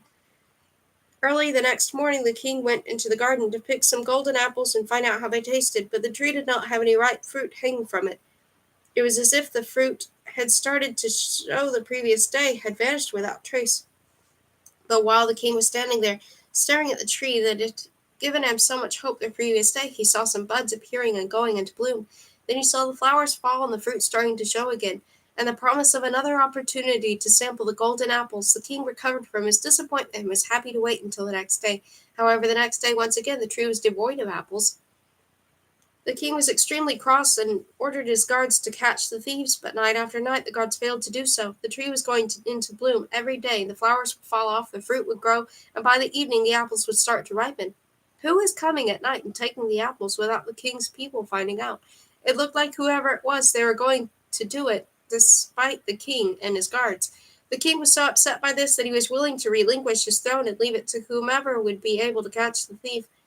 The king's eldest son came before him and asked for permission to guard the tree. The king greeted his eldest son's request with great enthusiasm, and the young man set to work. He kept watch that night, but the same thing happened as the guards who kept watch before him. He fell asleep, and by the morning the fruit were all gone once again. The following night the middle son kept watch. He had no more success than his elder brother, and returned to his father not having accomplished anything. They both said that they had succeeded in staying awake until midnight, but afterwards they could not keep their eyes open any more and fell into a deep sleep, unaware of anything that was going on around them. The youngest son was listening and kept quiet. Then after his brother finished telling the father what had happened, he asked for his father to let him keep watch as well. As sad as the king was that neither of his 2 older sons had been able to catch the apple thief, he laughed when he heard his youngest son's request, but after many pleas he allowed him to stand guard for one night. As soon as evening came, the youngest son took his quiver of arrows, his bow, his sword, and went into the garden. He found himself a solitary spot, far removed from any of the trees and fences, so he wouldn't have anything to lean on. Instead, he decided to remain standing on the stump of a cut-down tree. That way, when a sleep would come upon him, and he would start getting drowsy, he would fall down and wake up. Indeed, after falling down a couple of times, his sleepiness went away, and he remained awake and unplagued by the temptation of sleep. Towards daybreak, when the sleep was sweetest, he heard a rustling. It seemed to be coming from a flock of birds that was flying towards the tree. As he kept listening, he soon heard someone plundering the apple tree. He took out an arrow from his quiver, put it against his bow, and released it in the general direction where the rustling was coming from. There was no movement. He released another arrow, and once again nothing. When he released the third, the rustling could be heard again, and he understood that the flock of birds must have flown away. He approached the apple tree and saw that the thieves hadn't had time to take all the apples. They had taken some, but there were still apples left hanging from the tree. When he was examining the area, he saw something shiny on the ground. He bent down and picked up the shiny object and saw that it was a feather made entirely of gold. He picked a few apples and put them on a golden platter, and with the feather in his cap he went before his father. The king was ecstatic when he saw the apples. He started spreading the news throughout his entire kingdom that his youngest son had succeeded in bringing him golden apples and finding out that the thief was a bird. The boy asked his father for permission to go after the thief, but the king was no longer interested in pursuing that mission. He was satisfied with having been able to see and taste the golden apples. However, the boy did not leave it at that, and eventually persuaded his father to allow him to go on a quest to catch the thief. To prepare for the road, he took clothes to wear, money to spend, and asked his most loyal servant to accompany him. Then, when the quiver of arrows on his back and a sword hanging from his left thigh, the king's youngest son and his servant set off on their quest. They went and kept going until they reached the desert. There they had some rest and decided to go towards the east. Still traveling for a good while, they reached a big forest that was thick and rich. While making their way through the undergrowth, they saw in the distance a big wolf with a copper forehead and prepared themselves for a defense. The boy took an arrow out of his quiver, ready to strike. "Wait, Prince Charming," the wolf shouted. "Don't release your arrow. I will do much good to you one day." The boy listened to the wolf and did not release his arrow. The wolf asked the boy where he was going and what he was hoping to find in these woods untouched by human foot. The boy told him about the apples in his father's garden and that he was on his way to catch the thief. The wolf said the apples had been stolen by the king of the birds. This bird had gathered the most agile companions to be part of his flock, and they had flown together to steal the apples. The wolf also told the boy that this bird belonged to a king whose kingdom was located at the edge of the forest and showed him the easiest way to reach that kingdom. Then, giving him a small, pretty apple, the wolf said, "When you will need my help, look at this apple, think of me, and I will immediately appear by your side." The boy took the apple and put it close to his chest. Then, saying goodbye, he took off, accompanied by his faithful servant. They went through the thick of the forest and reached the kingdom the wolf had directed them towards. They started to speak to inhabitants of that kingdom and were told that the king was keeping the bird in a golden cage in his garden. That is all they needed to know. They circled the royal courtyard a few times and noted all the details that seemed relevant. As evening fell, they hid close to the wall surrounding the courtyard and waited until everybody had gone to sleep. Then the servant kept watch as the boy climbed onto the edge of the wall and jumped into the courtyard. He soon located the bird, but when he grabbed the cage, the bird gave out an ear-splitting shriek. The boy immediately found himself surrounded by a multitude of birds, some big, some small, all shrieking in their own language. They made such noise that the king's servants woke up. When they went into the garden to investigate, they found the boy holding the cage and defending himself while the birds were trying to tear him to pieces. The servants grabbed the boy and brought him before the king, who had also woken up and wanted to know what was happening. As soon as the king saw the boy, he knew who he was. "I am sorry, Prince Charming, that this has happened," the king said. "If you had come to me in good faith to ask for the bird, I might have been persuaded to give it to you willingly, but now as you have been caught red-handed, you have to be put to death, as is our custom, and your name will be sullied with the label of thief. This bird, enlightened king," the boy said, "has plundered us repeatedly of the golden apples that my father has in his garden. This is why I have come to catch the thief. There might be truth in what you say, Prince Charming, but I cannot go against our customs. Only a significant deed of bravery done for the benefit of our kingdom can rescue you from the death penalty. Tell me what task to accomplish, and I will take it on. If you will bring me the white mare which is at the court of the neighboring king, you will escape unpunished, and I will give you the bird." The boy took on the task, and he left that same day with his servant. When they reached the court of the neighboring king, they spent some time finding out about the mare in the royal court. Then, as evening came, the boys found a spot close to the wall surrounding the palace courtyard. From there could observe what was going on inside the yard. They watched as two servants took the mare for a walk, and marveled at her beauty. She had a golden bridle, decorated with precious stones that shone brighter than the sun. Towards midnight, when the sleep is at its sweetest, the boy told his servant to keep watch while he climbed onto the wall and jumped into the king's courtyard. He went on to the tips of his toes until he reached the stables. There he opened the door, grabbed the bridle, and pulled the mare towards him. Everything was going smoothly until the mare reached the doors of the stables and neighed so loudly that the sky started screaming. Her neighing was heard throughout the entire royal palace and woke up the king's servants, who immediately rushed to the stables to find out what was happening. They grabbed the boy and took him before the king, who had also woken up. As soon as the king saw the boy, he knew who he was, and confronted him about the cowardly deed he was about to commit. As the previous king had done, he told the boy that the custom of his country was to put thieves to death, and he did not have the power to overturn these customs. The boy told him the entire story of the apples, the bird, and what the neighboring king asked him to do. Then the king said, "If you bring me the fair maiden, you will escape death, and your name will remain untarnished." The boy took on the challenge and set off, accompanied by his servant. On the way, he remembered the little apple the wolf had given him. He took it out, looked at it, and thought of the wolf, who immediately appeared before him. "What is your wish, Prince Charming?" the wolf asked. The boy told him everything that had happened and asked the wolf how to accomplish the latest task. "It's an easy one," the wolf said. "Leave things to me. It's as good as done." And the three of them set off towards the fair maiden. When they got close to the fair maiden's dwelling, they took a rest in a forest from which the maiden's bright palace could be seen. And how beautiful the fair maiden's palace was! Even the wolf marveled at its order and symmetry.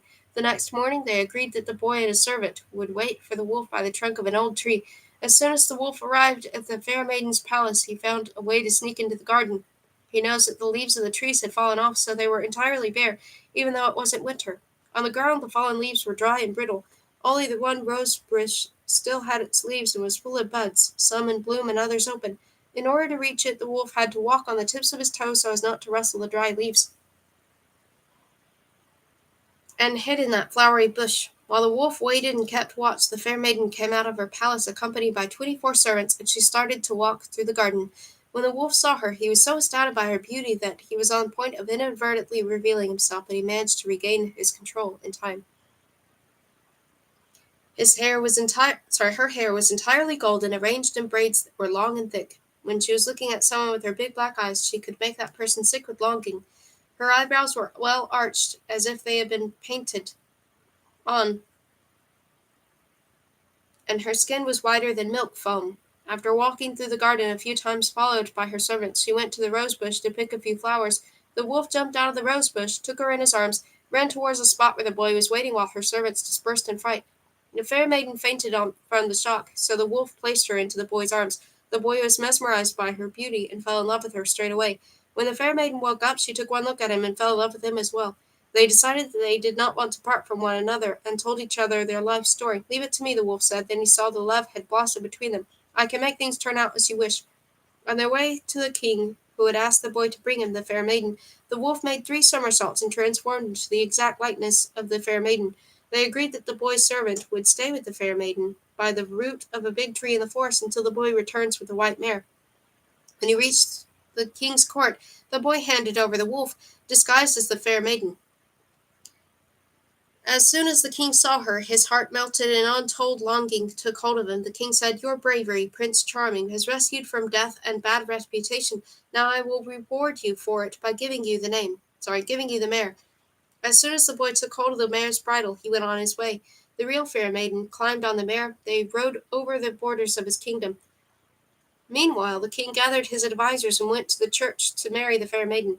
When he reached the door of the church, the wolf did 3 somersaults, turned back into a wolf, and fleshed his fangs at the king's guards. When they saw the wolf and his enormous fangs, the guards froze in fear. Then, after they found their bearings, they tried to chase after the wolf with boos and shouts, but the wolf fastened his pace until he could no longer be seen in the distance. By using shortcuts, he soon caught up with the boy and accompanied him on his way to the king, who had asked for the mare. When they got close to the royal palace, they did as they had with the previous king. The wolf transformed into a white mare. The boy handed him over. The king was overjoyed to see the mare. After he welcomed the boy with great honor, the king said, "Well done, Prince Charming. You have escaped both death as well as a bad reputation. I will hold my royal promise and will always be grateful to you." He handed over the bird to the boy, who took the bird cage in which the bird was kept and said his goodbyes and left. He reached the forest where the fair maiden, the mare, and the servant were waiting. They set off together to his father's kingdom. The king, who had received the mare, ordered his entire army and his most high-ranking aristocrats to come out into the field. He wanted to show them how well he could ride that most famous mare. When soldiers saw him, they all shouted, "Live long, king, for having acquired such a treasure. May your name, which you are riding so skillfully, live many years." And indeed the mare galloped, with the king on top, as if it were flying, its hoofs barely touching the ground. They started a competition, but no one came anywhere close to catching up with the mare, because she left every other horse behind. Once the wolf, disguised as the mare, had gathered a good distance, he suddenly stopped, threw the king off his back, and made 3 somersaults and transformed back into a wolf. Then he ran and kept running until he reached the boy. When they were about to part, the wolf said to the boy, "This time all your wishes have come true, but for the rest of your life refrain from wishing for things that are beyond your abilities." Then they parted, each going their own way. When the boy and the fair maiden reached the kingdom belonging to the boy's father, people welcomed them, young and old. They greatly rejoiced when they saw the fair maiden, who looked more beautiful than any other woman on earth. As soon as he arrived, the boy ordered the beautiful stable to be made for the mare, and he placed the cage of the bird on the window-sill facing the garden. Then his father started organizing everything for the wedding, and after a few days the boy and the fair maiden got married. The table was spread for all the guests, and the festivities lasted 3 days and 3 nights. After that they lived happily ever after, because the boy had nothing left to wish for. They may still be alive today if they haven't yet died. And I got into a saddle and told you the story thus. Translator's note: The Magic Wolf. One of the aspects I find so enjoyable about the fairy tales in Petre Ispirescu's collection is that many of them have a raw, unpolished quality that provides a rich source of inspiration for creativity. This tale is one such story, with many of the elements barely sketched out, which seems to invite the reader into a collaborative, imaginative exercise to fill in the missing pieces. For instance, similarly to King Eliodor, the hero in the story also receives magical help from an animal as a result of a good deed, a common trope in fairy tales, but the magical helper element is not as well developed as in the King Eliodor story, where that element is fully explored. The wolf in this tale could be more richly drawn out and his relationship to the hero explored in more detail, but all this is left to the reader's imagination. There is a farcical feel to the wolf's actions, especially when the wolf reveals his identity to the two kings who have been duped by his shape-shifting abilities. For creative people looking for inspiration, this mixture of humorous and magical elements could become a rich source of raw story seeds. The love story between the hero and the fair maiden is also not explored in any depth, but the small details that are provided, such as the barren courtyard with the only one blooming rosebush, offer a myriad of creative possibilities. At the end of the story, the magic wolf delivers a message that is popular in Romanian literature: do not stretch your luck by wishing for things beyond your abilities. If you would like to read a story that explores this message in more depth, I recommend the novel Moara cu Noroc by Juan Slavici, which has been translated into English as The Lucky Mill. As you have been reading this story, you may have wondered about the use of the title Prince Charming, which appears several times in the story. The original version of this title is Fat Frumos, which is a name often given to the male hero in Romanian fairy tales. A literal translation might be handsome youth or lad handsome. Frumos means handsome, or fat refers to young men. I chose to translate this title as Prince Charming, as this is a well-known way to refer to a male hero in the English language. I would like to ask you for a small favor. Reviews are the best way to spread the word about this book. If you have enjoyed reading this book, it would mean a lot to me if you could leave a review. Even if you only write a sentence or two, it will help. Thank you.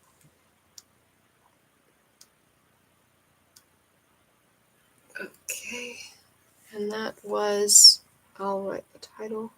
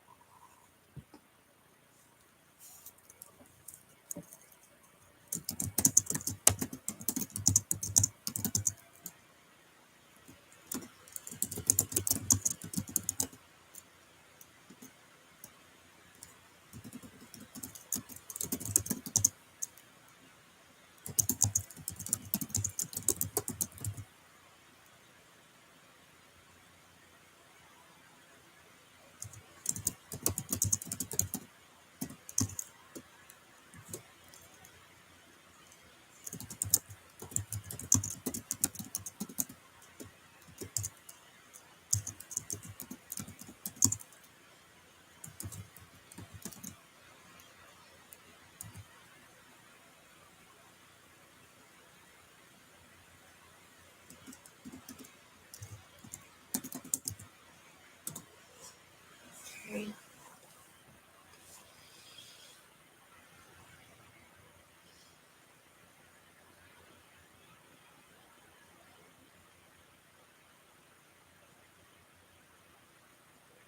I'm just going to check how long. Oh, okay.